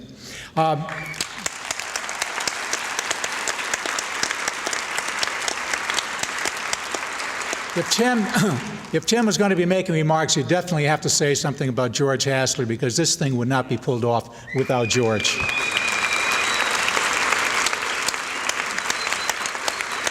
George is the virtual bulldog. You give George a job to do, and man, he is really in there. You look out, because he's ready to take it on, and he's on the phone, he's on email, he's in the streets, he's calling friends, and what a great job he has been able to achieve.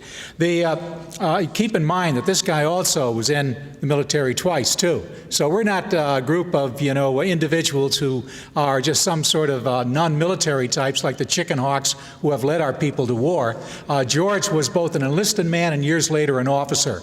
His good friend Stu Naismith, the local leader of the Veterans for Peace, Stu will be out there later on. Some of you people, men and women who are here who should be in the Veterans for Peace, believe me, if you've been in the military, it's time now to begin taking action. The Veterans for Peace are a powerful, excellent group around the nation, and we have Stu here to lead us. A few years ago, when the war first started, when we marched down on Memorial Day or Veterans Day or St. Patrick's Day with the parade, with the banner that said very briefly, "Support the troops, bring them home," we were booed, razzed at, cheered at, etc., until 2 years ago. And all of a sudden, there were people who began to clap a little bit.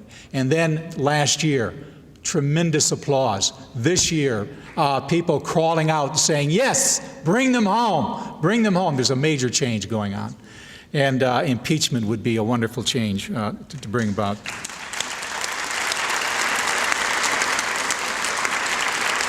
For those of us locally, I think for sure Tim Griffin would drive by the federal building different times, I'm sure he still does, and see not just the Clunes, who are the major organizers of the event, but many individuals, Jack Sexton and whole, the various groups around, standing there in rain and in sunshine and snow and cold. Every Monday afternoon at 4:30, you'll find them out there standing tall. And people who used to give the one-digit, line Ann Herman, who was one of our great local activists. Ann used to wave to him and say, "Thank you for the half peace sign." But now they are coming by. They're honking their horns and saying, "Right on, go with it." So this is what Maurice Hinchey has to follow. Maurice has to look at what's going on, not just in Tompkins County, what's going on in Kingston, but what's going on here in Binghamton. We want impeachment, and we want it now.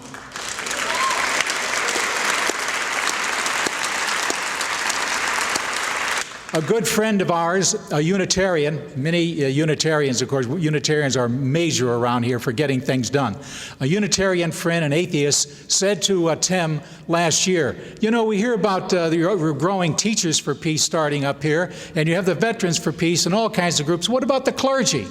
Lynn Bjorkman said every clergy member in almost every church around the country is some sort of peace group, but they have to come together. They're a power. They're a power to be reckoned with. At Fort Benning, Georgia, where the most spirit of any action throughout the year occurs, every year at the gates of Fort Benning is where the spirit is. Whether you're a believer or a non-believer, you feel the spirit there.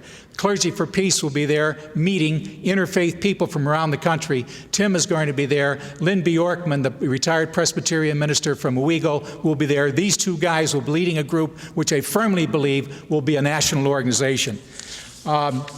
That's about it as far as we have other good things we could say about what people are doing in this community. But what we'd like to do now is have a couple of Ithaca people come up. John Hamilton, Alexis Alexander.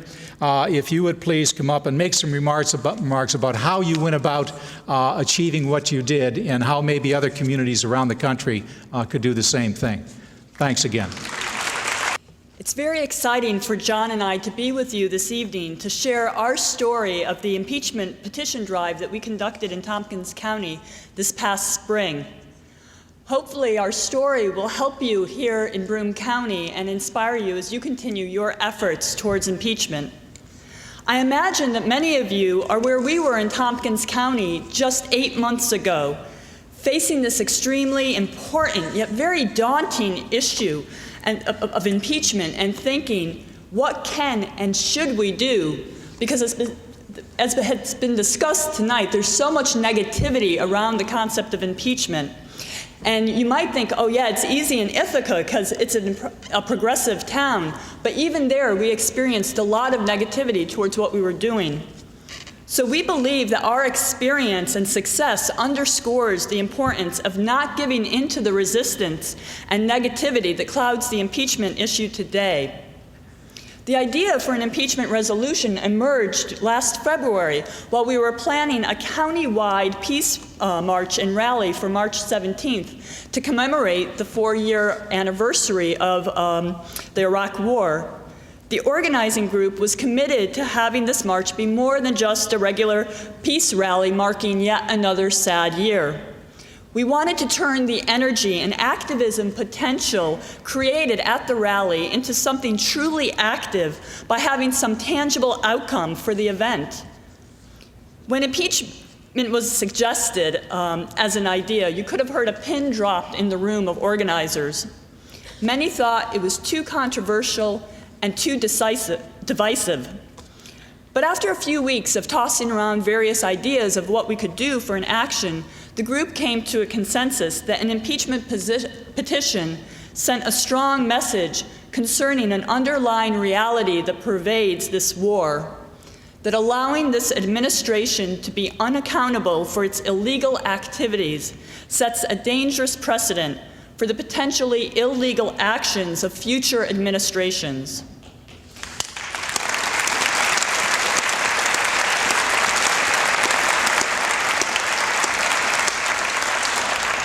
To our delight, we found out that we had gauged the community correctly.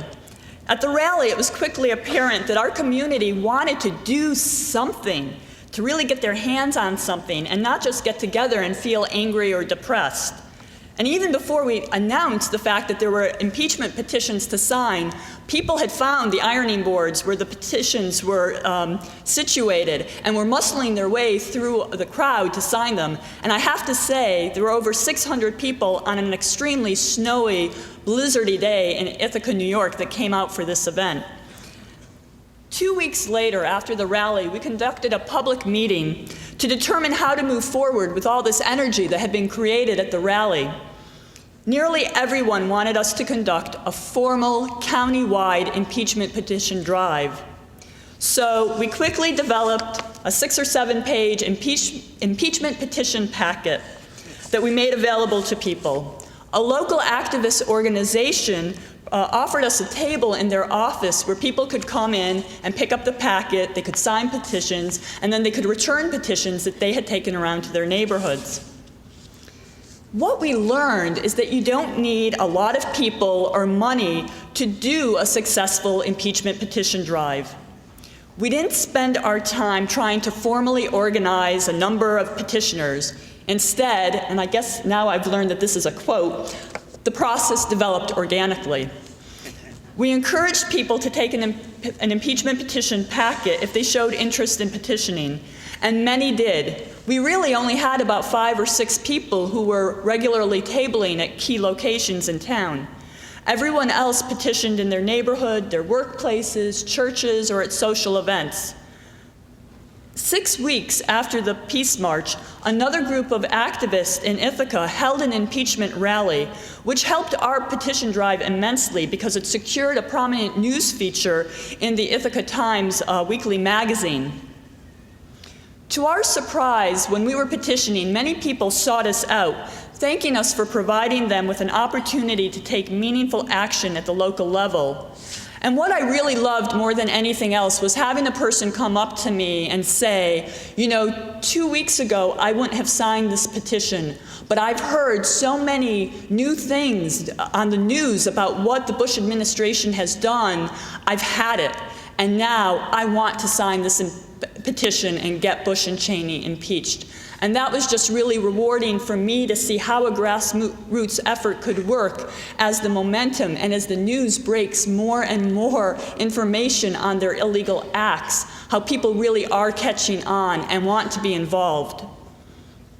A mere 11 weeks after the rally, we presented petitions containing 2,600 signatures to the county board. The next evening, the petitions were presented to the Ithaca Common Council. There were over 600 city residents who had signed the county petition. Both measures passed, and John will tell you a little bit about those evenings. Hi, thank you for having this. I just want to say one thing before it segues into that. One is, we're all U.S. citizens, and we're also human beings on a small planet. And I think all of us would agree we don't have much of a future that we would favorably contemplate unless we can make and keep international agreements. And to date, the most important one that we have made as human beings is the law against aggressive war. We also call it the UN Charter, which largely started by the United States. And so this is what brought me into this. This is a longer-term thing, and it's even more important than the Constitution, although, of course, being a treaty, it's also part of the Constitution, so we're all talking the same thing. This is really, to me, if we have to be able to keep these agreements, and the United States, in the full light of day, before the world, violated that agreement. We've done it many times before, but never quite so blatantly. And it's important to keep in mind that even if the president and every congressperson and every senator voted to invade another nation, it's still illegal under the Constitution. So we have to recognize that's the world we live in, and that's the world we want to pass on.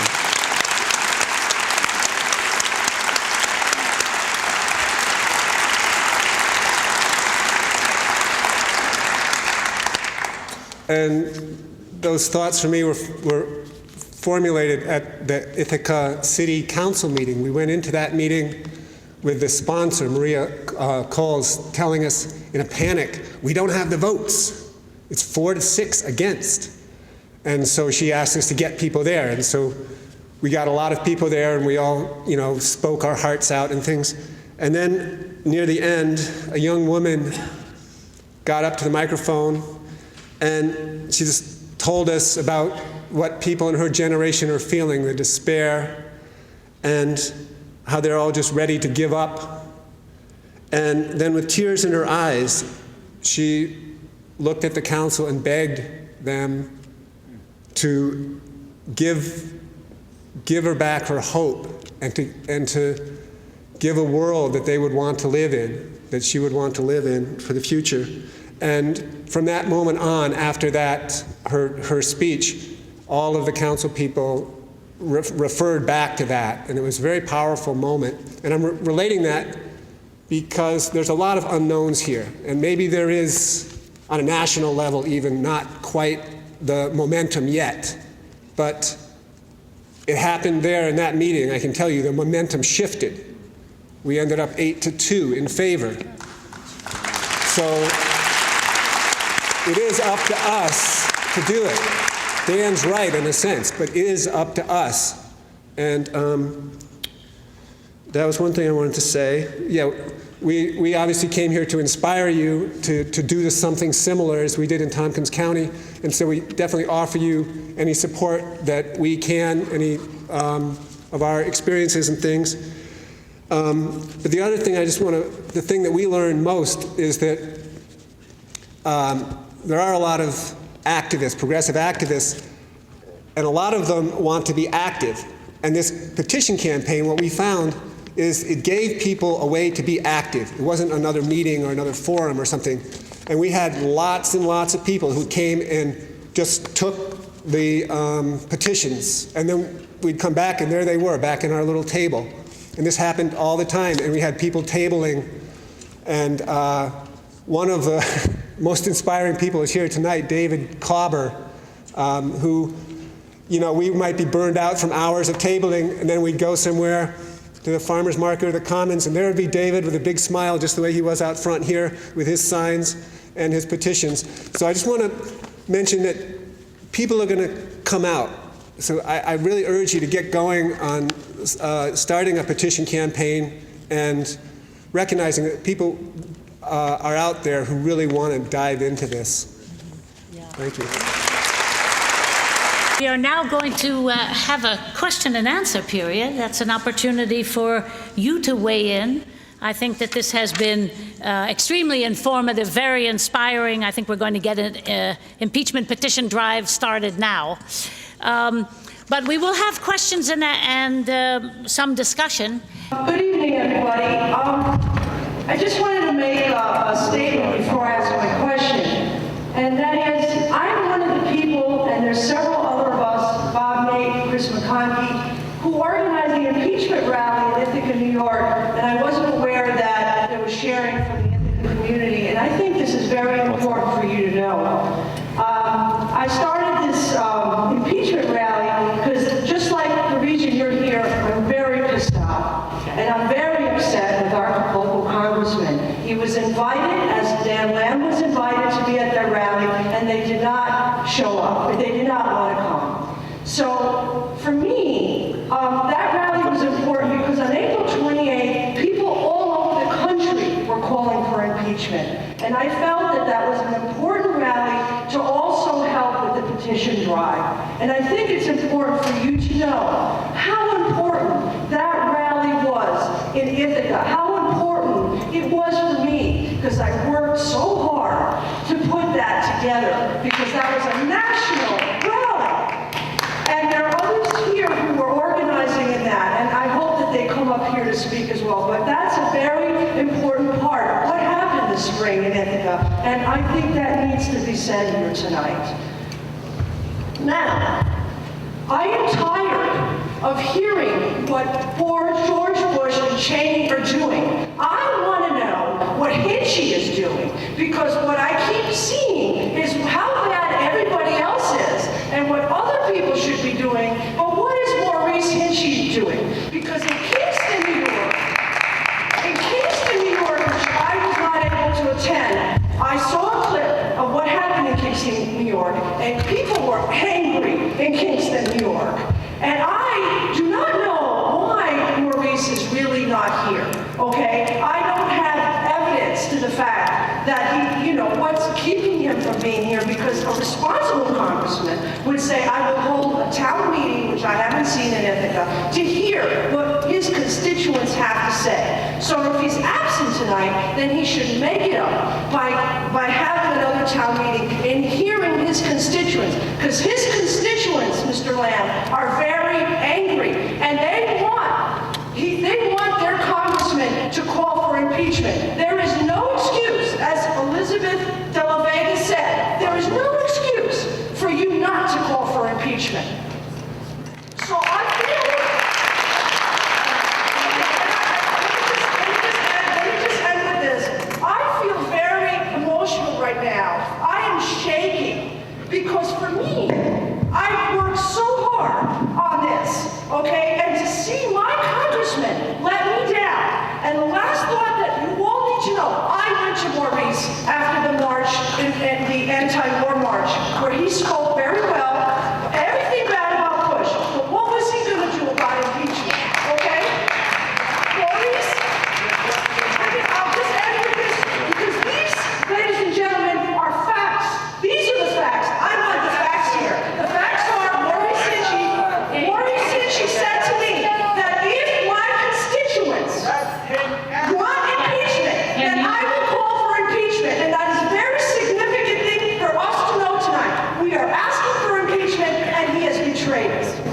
Just a point of clarification, Maurice did indeed hold a town hall meeting in mid-March, and this issue was addressed. He did speak to the press about it as well, so he hasn't dodged the issue at all. There was a scheduling difficulty with the rally that you organized, Faye, and we commend you for organizing it. But well, you raised this issue, and let me just address them. And you ask what he's doing. He's doing far more than any of his colleagues are on this issue by introducing this resolution of censure, as I alluded to in my talks earlier. Read the resolution that we have put forward. It's on our website. It's got real research and teeth in it, and we need support. And by doing this, we are moving in the right direction. So I'm sorry, but I reject this idea that Maurice isn't doing anything on this subject. He's putting his neck out, and he's putting his mind to work on this issue, and we need support. We need support all over the country for these resolutions of censure.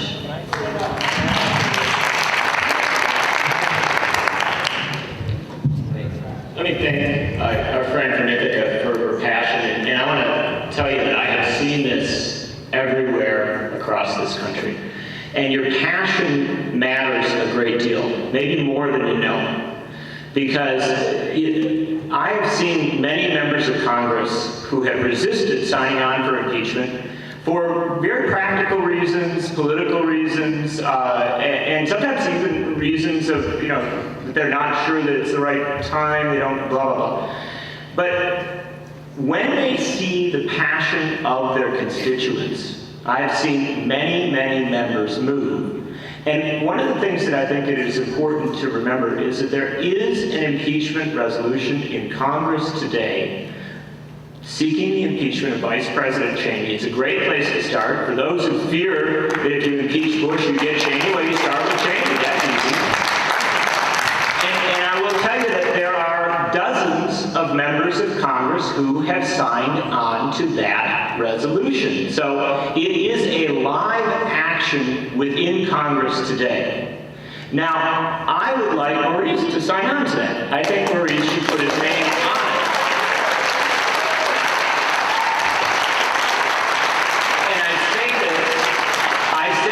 As a good friend of Maurice's, of the congressman who respects him immensely. And I believe that what he is doing on censure is absolutely essential. It is vital. I'm the person in The Nation magazine who wrote that censure and impeachment are complementary. They are complementary.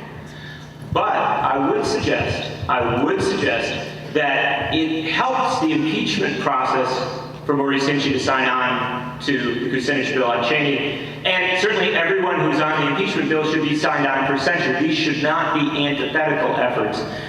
I will say one other thing too, just to help in this process. And that is that, it's important to understand that the movement to impeach George Bush and Dick Cheney is dramatically further along, dramatically larger, dramatically more accomplished, dramatically more supported in Congress than the movement to impeach Richard Nixon was just months before he was removed from office. There are dozens of members who have signed on to an impeachment resolution. 45% of Americans, according to the Survey USA poll in July, believe Bush should be impeached. 55% believe Cheney should be impeached. Those numbers are higher than for Nixon in the spring of 1974. I would just tell you that the impeachment movement is real, it is vital, and it is what you're doing here, this pressure that you're putting on your congressman, which I think is actually supported pressure. This supportive pressure on your congressman. No, it is, because, and I'll close with this, just my member of Congress, Tammy Baldwin, resisted signing on for impeachment until she heard from enough people in Madison and central Wisconsin. And one day she called up and she said, you know, I've been hearing from Nancy Pelosi that we shouldn't do this, and there's a lot of pressure, but I just woke up this morning and it occurred to me, Nancy Pelosi doesn't elect me to Congress. You people do. And you wanted people.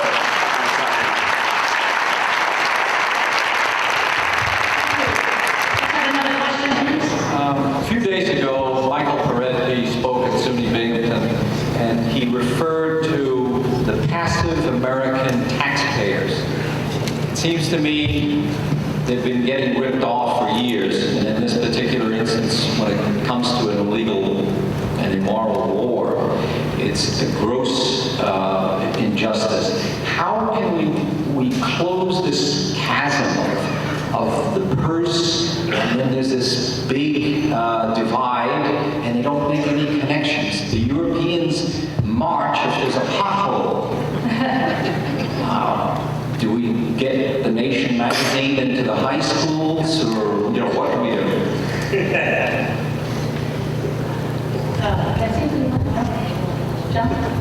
I don't want to. I'll float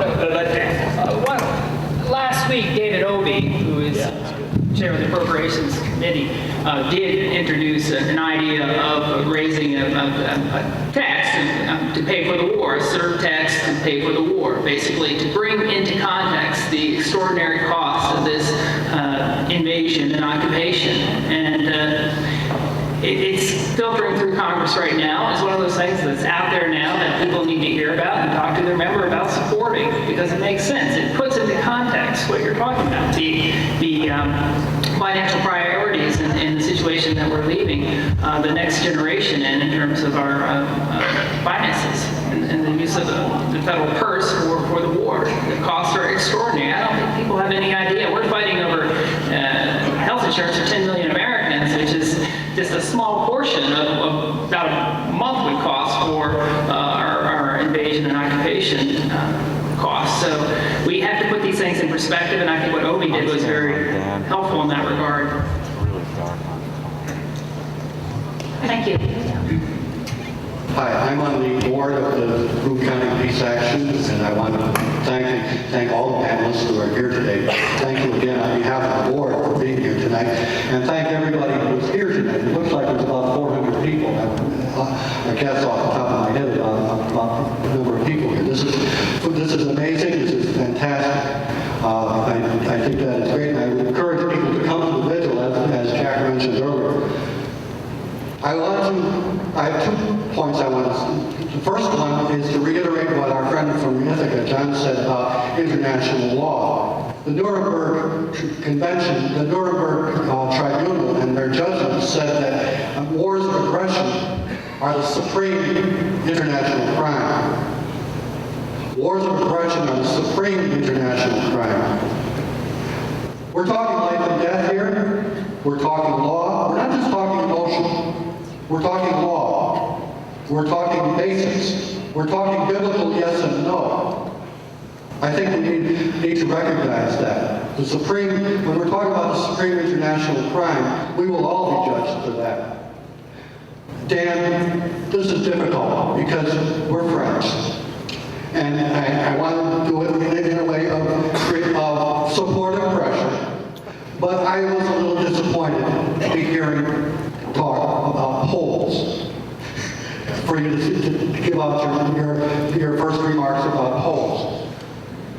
I was a fan of the show West Wing, where Martin Sheen played President Jed Bartlett. They did Aaron Spelling had the fictional President Bartlett have wrestled with the issue of the death penalty in one of the episodes. Jed Bartlett struggled with it for the full hour. By the end, he had talked to several times, a Jewish rabbi, several other people he respected. He even called the Pope. Carl Malden, I think, was the actor who came in to play the priest at the end of the episode. He comes into him and says, Jed, you talk to a Protestant, a Catholic, and a Jew, they all told you no. What more do you need? I just want to be clear, when I mentioned polls earlier, it was about the organizational challenge. If you're going to sustain an effort to get the word out nationwide, you kind of have to know what you're up against. And that was my use of the poll numbers earlier, just to understand the challenge of changing public sentiment on this. It was not meant to say. I do have to respond to that, though, even though we might be relatives. So. The poll that you cited said that 45% favored impeaching Bush, and then you said more were opposed. The figure was 46. That's only 1%. That's not even statistically significant. It doesn't mean anything. What it actually means is that there's a huge group of people in this country who, despite the fact that they get almost no encouragement from their leaders, already want to impeach this president.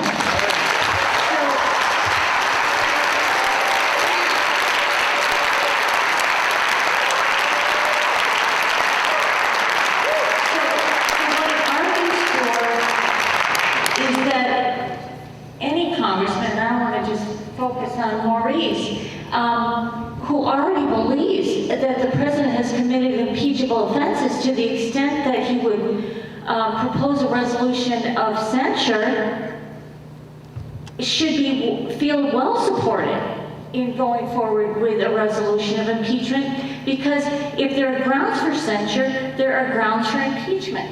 And that is leadership. And if Maurice Hinchey were not somebody whom everybody believed was willing to do the right thing, then nobody would be trying to get you to convince him. And nobody would be even trying to make this argument. If you were John Kyle or something, nobody would be trying. It's yeah, well, actually I did get invited to Tucson. But, and there's one other thing I want to say about how widespread this movement is. I don't think the mainstream media doesn't even remotely reflect how widespread this movement is. I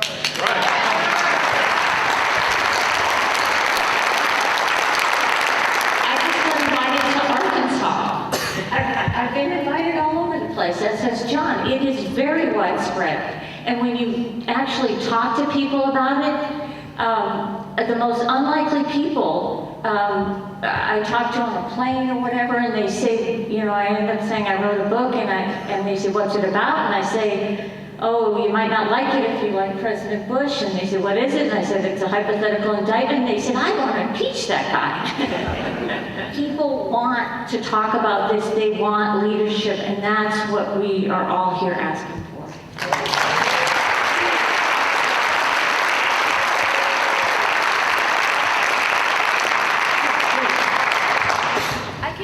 Rochester, where I'm represented by Louise Slaughter, who's a good old progressive. She's probably, you know, historically an excellent to be supported person, but currently she is failing us. And I want to say that as much as Mr. Lamb's comments made me squirm in some ways, and I was reacting to this overall failure of the Democrats to take leadership, as was just said, I want to say that I think Congressman Hinchey is ahead of Louise Slaughter.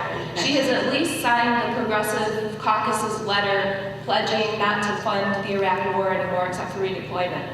We cannot get Louise Slaughter to sign that letter. We cannot get an explanation. We cannot even get really good reactions from constituent time with her. She also has given us what seems to be the form letter on impeachment. Not enough time, no votes, the same old story. So I want to thank you for coming, and I believe that she would not come to a panel and would not even send a staff member like this. So having said all that, Mr. Lamb,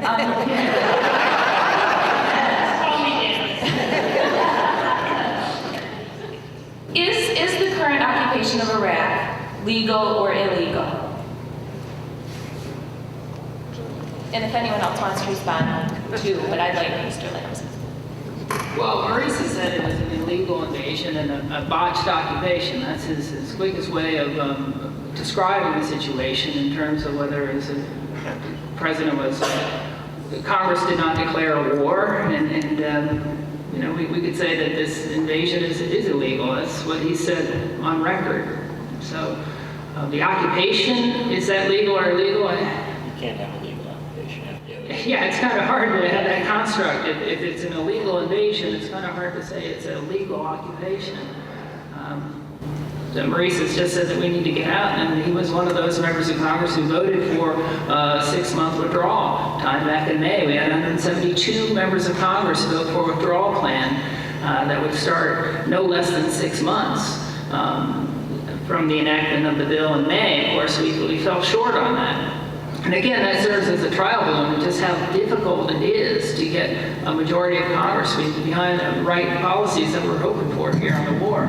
Let me just say that you're exactly right about how difficult it is to get Congress to go to the right place. That is why Congress's approval rating now is 10 points below George Bush's.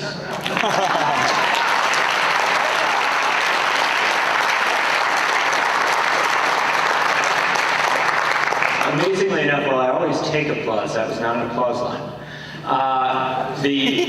The place I was going to was, well, what do you do when you are in a difficult spot? What do you do when you're in a place where there are not the votes in the House or the Senate to end this war? And there are not going to be the votes in the House and the Senate to end this war before January 20th, 2009. That is reality. That is what top anti-war members of Congress tell me all the time. So, the question is, well, what do you do then? You got this Congress. You don't have the critical mass to end the war. So you say, well, we really can't do much then. You know, I guess we're going to have to, you know, send nice notes when mothers in our district lose a son in the war or something like that. Well, I thought that, you know, I didn't know what the answer was until Daniel Ellsberg, who was the Pentagon Papers guy, the guy who revealed the illegality of the Vietnam War, said to me about last year, he said, you know, you are on the exact right thing with this impeachment stuff. And I said, well, of course I am. I wrote a book about it. And he said, no, you're on the right thing if you want to end the war. And I said, well, what do you mean by that, Daniel? He said, you know, I put the Pentagon Papers out in the early 1970s, and I thought, well, that's going to end the war in a second. And yet that war kept on going. And he said, I worked for George McGovern in '72. And I said, well, that's going to end the war. We're going to elect George. And he didn't win. That war just kept on going. And they invaded Cambodia. They kept doing worse things. Even though you had this massive anti-war movement, even though you had all these members of Congress trying to defund the war, McGovern, Hatfield, Republicans, Democrats, nothing happened. Then a funny thing happened. Somebody said, impeach. And if you go back and look at the Nixon tapes, and I did this at Daniel's advice, when they started talking about impeachment, Richard Nixon started calling congressional leaders and saying, well, maybe we could talk about Cambodia a little bit. When they started saying, well, we got an impeachment resolution, we got members sign on, Nixon called and said, well, you know, maybe we could talk a little bit more about Vietnam. Maybe that bombing should stop. And the fact of the matter is, as Daniel Ellsberg, a much smarter man than I said, and I read about this in the book, the bottom line reality is, the only way that we end this war before George Bush finishes his presidency by the normal means, is to raise an outcry for impeachment so loud, get it taken up in Congress to a point where George Bush starts to hear the word and fear the word. That is where you begin to create the real counter-pressure to war. The bumper sticker says impeach for peace, and that is exactly the reality of our circumstance. And I'll tell you one other thing, one final thing. There have been 9 attempts in the history of this republic to impeach a president. In those 9 instances at the next election, the party that brought the proposal to impeach either maintained or improved its position in Congress. The people reward impeachment. They punish the failure to stand up and do the right thing.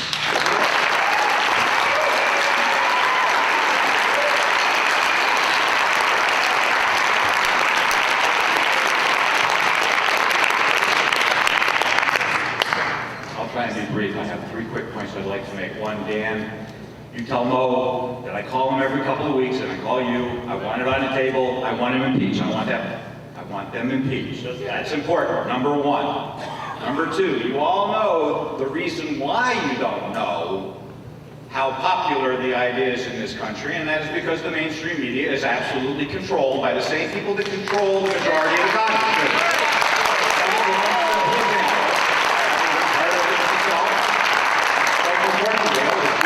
Officer of Gannett. Gannett owns, among other things, the Ithaca Urinal, the Elmira Star Gazette, and your own press with some bullet. And by the way, he's the CEO of USA Today, and dozens of radio companies, and dozens of television stations. And by the way, did you know he's on the board of directors of Lockheed Martin? Yeah. Check it out. Okay, and I got all the instructions I need right here. The Constitution of the United States of America. This Constitution says that they shall be impeached. They shall be impeached for treason. They shall be impeached for bribery. And they shall be impeached for high crimes and misdemeanors. And if causing the events of 9/11 wasn't high crimes and misdemeanors, and it wasn't treason, then I'll be damned if I know what is. Woo!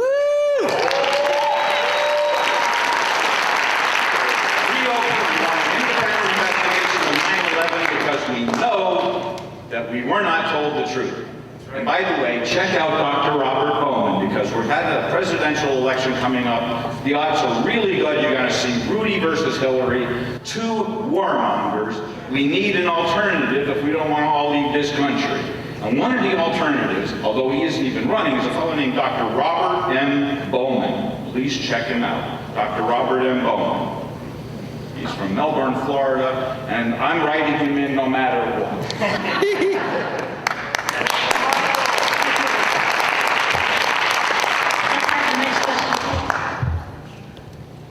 Hi, Dan.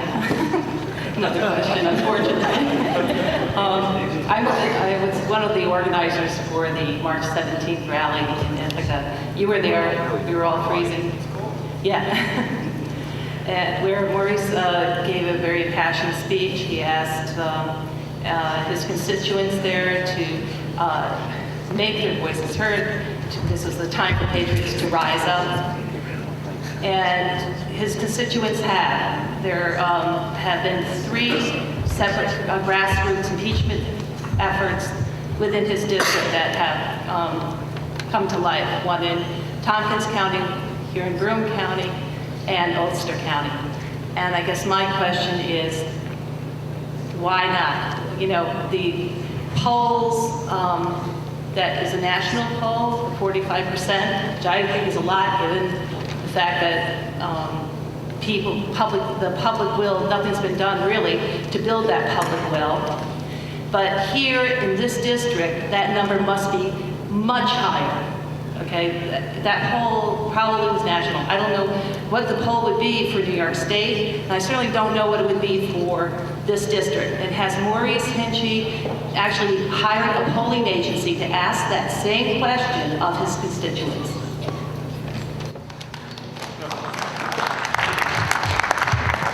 We don't believe in polls. And I was just citing polls for the purpose of background. But when we talk about 45%, that is a number that favors starting the process. That's not a number that says Bush should be impeached. Those are 2 different numbers, 2 different types of polls. So when you read that, it's important to differentiate. It would be interesting to know that. But again, Maurice supports the impeachment of this president. I hope I've conveyed that today. What we need is more support in Congress for this. These numbers are not there. We need this effort to come out of the Judiciary Committee, like we had an impeachment bill in the last Congress, as most of you probably know. It was it's H.R. 635, it's a Conyers bill, and it had 38 co-sponsors by the end of the 109th Congress, we're in the 110th Congress now, and that resolution hasn't been reintroduced. But were it to be reintroduced, I think we can count on Maurice for co-sponsoring it, but it has not been introduced. So in the meantime, Maurice is doing something, and again, I don't want to keep bringing the same issue up, but the censor resolution is a real issue, and it's a real issue to move the ball forward. How is the censure going to prevent the Bush administration from continuing what they do? I mean, if we've learned anything in the last 6.5 years, they don't care what anyone thinks of them, just what they can get away with. Who's going to stop them? Who's going to stop them? If not us, if not now. Well, as was mentioned earlier, it would get the discussion going, put a lot of members in a place where they have to look at the evidence and vote. And that's what was talked about earlier as critical to getting this before Congress. And if that censure resolution passes, then we're, moving on our way towards the next big thing. And we all know what that is. Or Betsy, I think, had a question. If I can just say, censure is not the enemy of impeachment. I mean, these things are not important.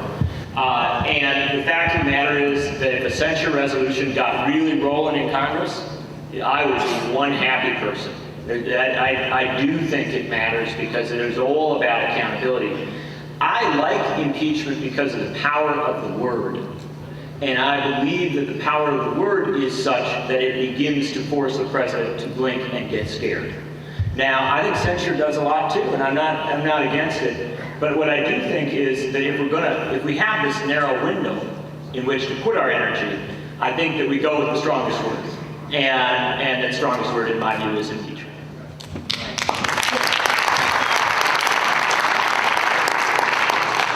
My question has to do with documenting the illicit, illegal, and criminal activities of the Bush administration.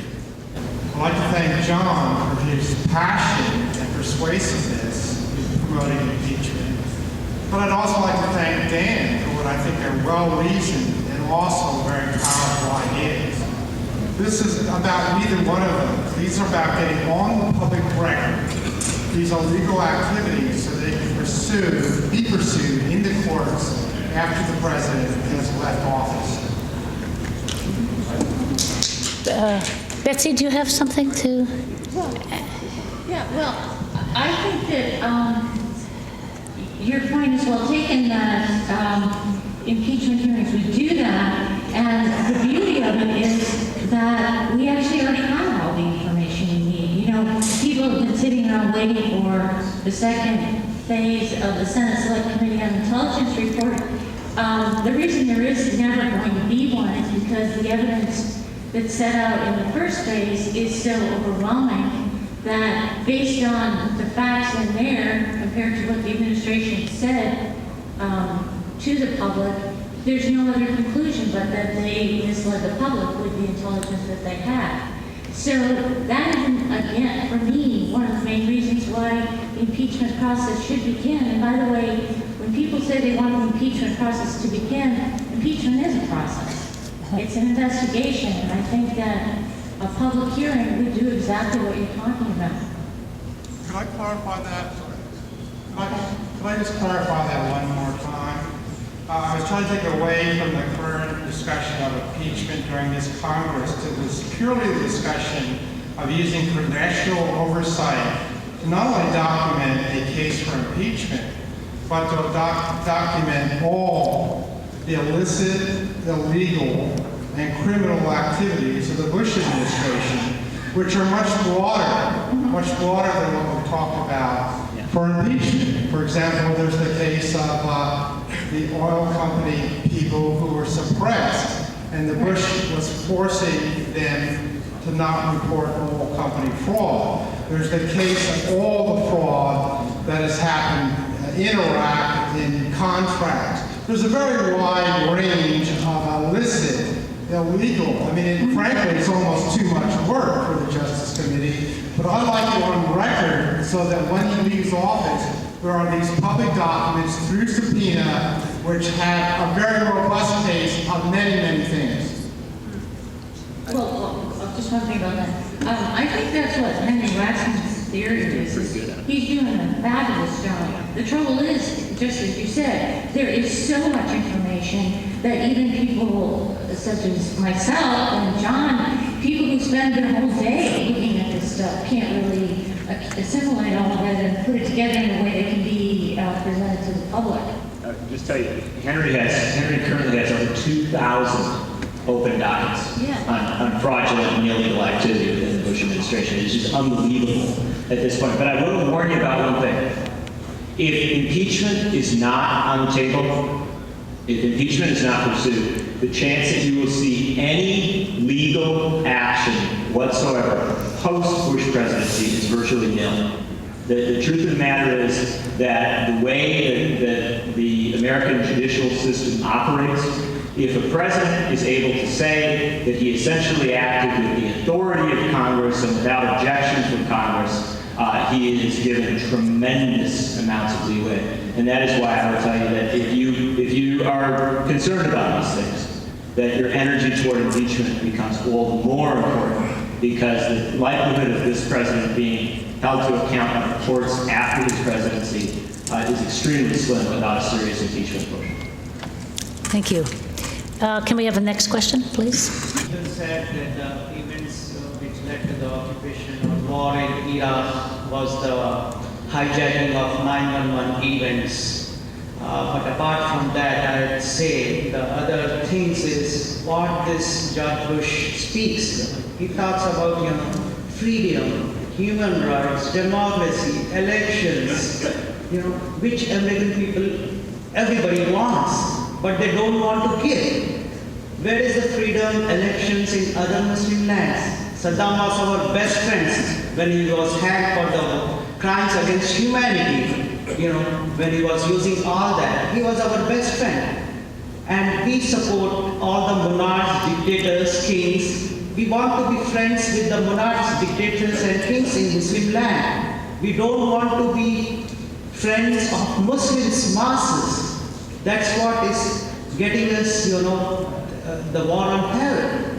How to win the war on terror is, to change our foreign policy.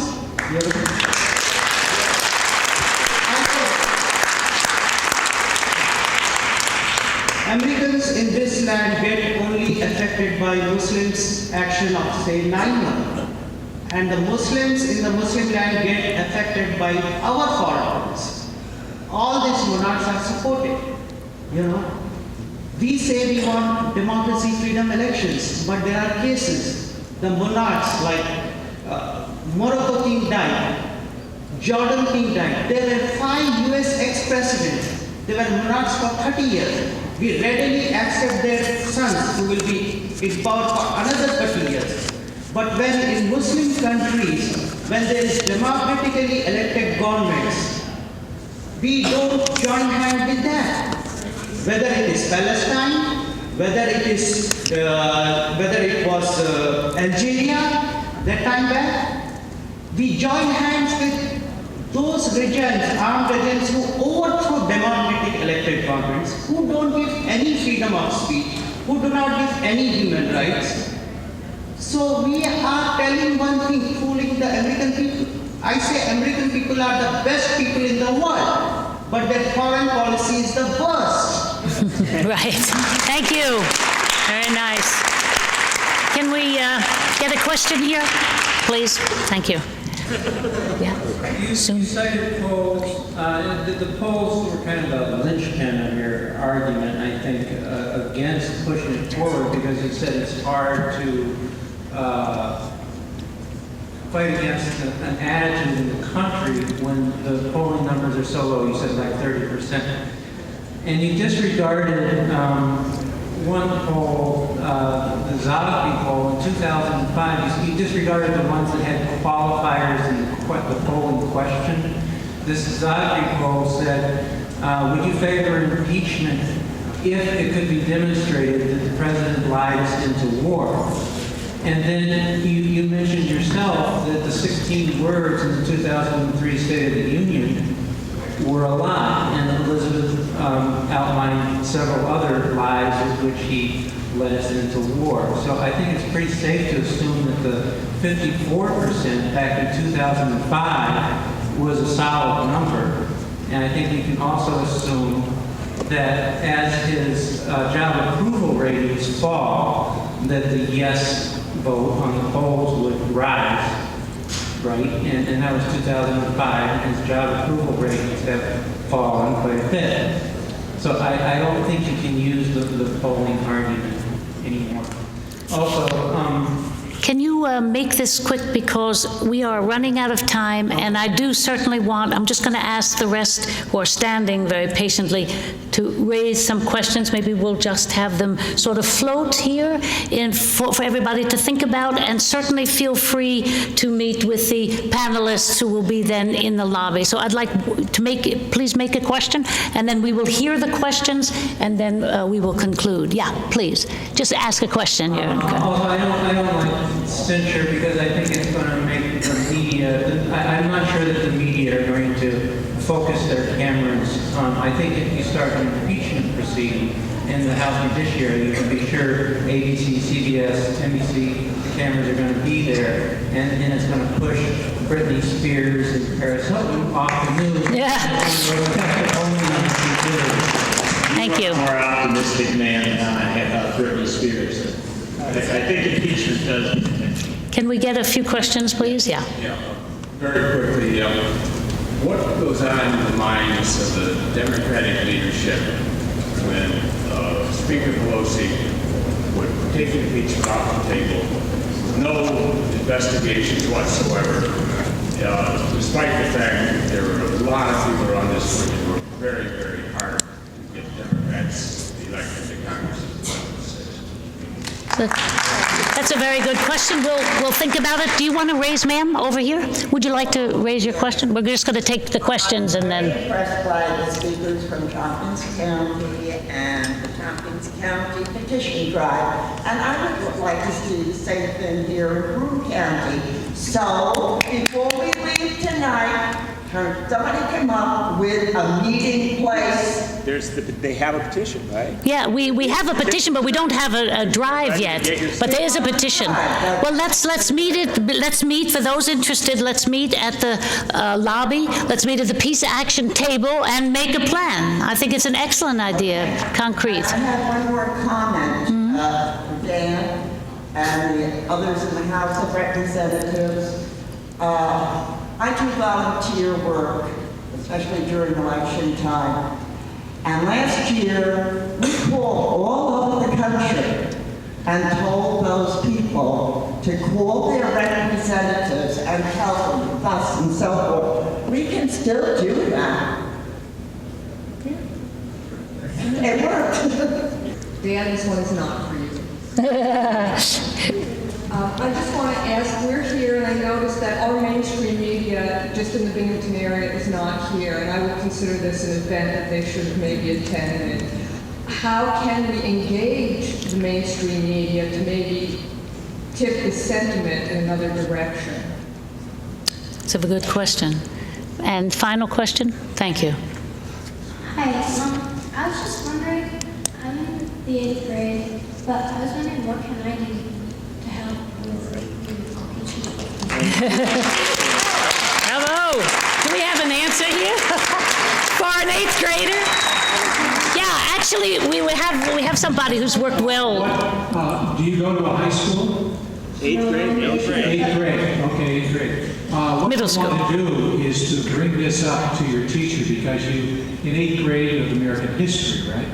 And tell your teacher that you went to excellent. this and you really learned a lot about the patriotic movement of impeachment and why isn't that talked about more, not only in 8th grade, but ask your teacher to go to the high school and say, in New York State, there is a mandated course called PIG. You'll learn that later on. The kids call it PIG. somebody up in Albany decided to call it participation in government, right? And everybody has to take that, and students are supposed to get out and participate. Do we have any 12th grade students here from New York State? Yeah, we do. Here, look. Okay, we got some That's great. Bravo. Hey. Yeah, you bet. We should have this filled. This should be filled with students to learn about this very important constitutional issue of impeachment that John Nichols so clearly outlined in his book, The Genius of Impeachment. So tell your teacher to look at this video. They'll probably be making it, probably be on television. Look at this video and to try to encourage other teachers to begin to get their students to seriously look at participation rather than just read textbooks or look at films. And also, just one thing, if you want to get people more active in the whole, impeaching Bush and Cheney and stuff, well, we're learning about PTSD in English class right now, and that's just, it really ticks me off when we learn about that, because 1 in every 3 Americans that come back from Iraq have PTSD. I think that would get a lot of people really angry about how Bush knew about this, but just let people go to learn. Thank you. Yep. That's our future, folks.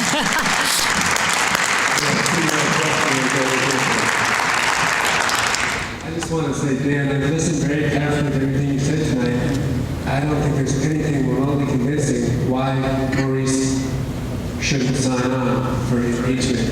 I think it's very clear that for him to follow his constituents and to honor his charge as our representative, for him to sign on.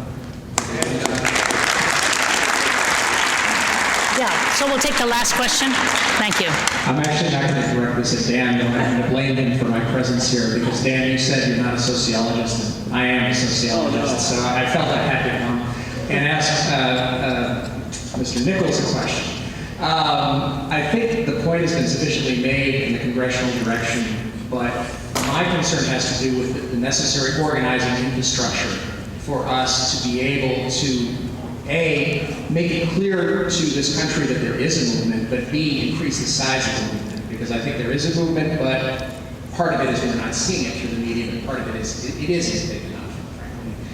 And to me, seeing and hearing an 8th grader say what you just said convinces me even more that what we need to do is convince those, not just in leadership in Congress, but those who are in leadership in various liberal and left organizations, more resources need to be put into paying people to organize at the local level the way the right wing does. That is, small organizations that don't have to spend their lives reporting to boards of directors for small amounts of money.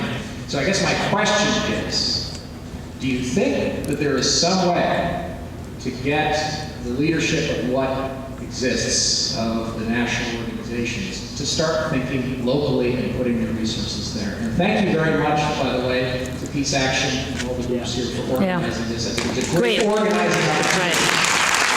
Well, I think that was a wonderful ending to this event. I will certainly thank all of you for coming, and certainly thank the panelists. This was very informative, very useful, and I will urge you to continue this discussion out in the lobby, and seriously, let's get together and see if we can't get something going on a more concrete basis. So thank you again.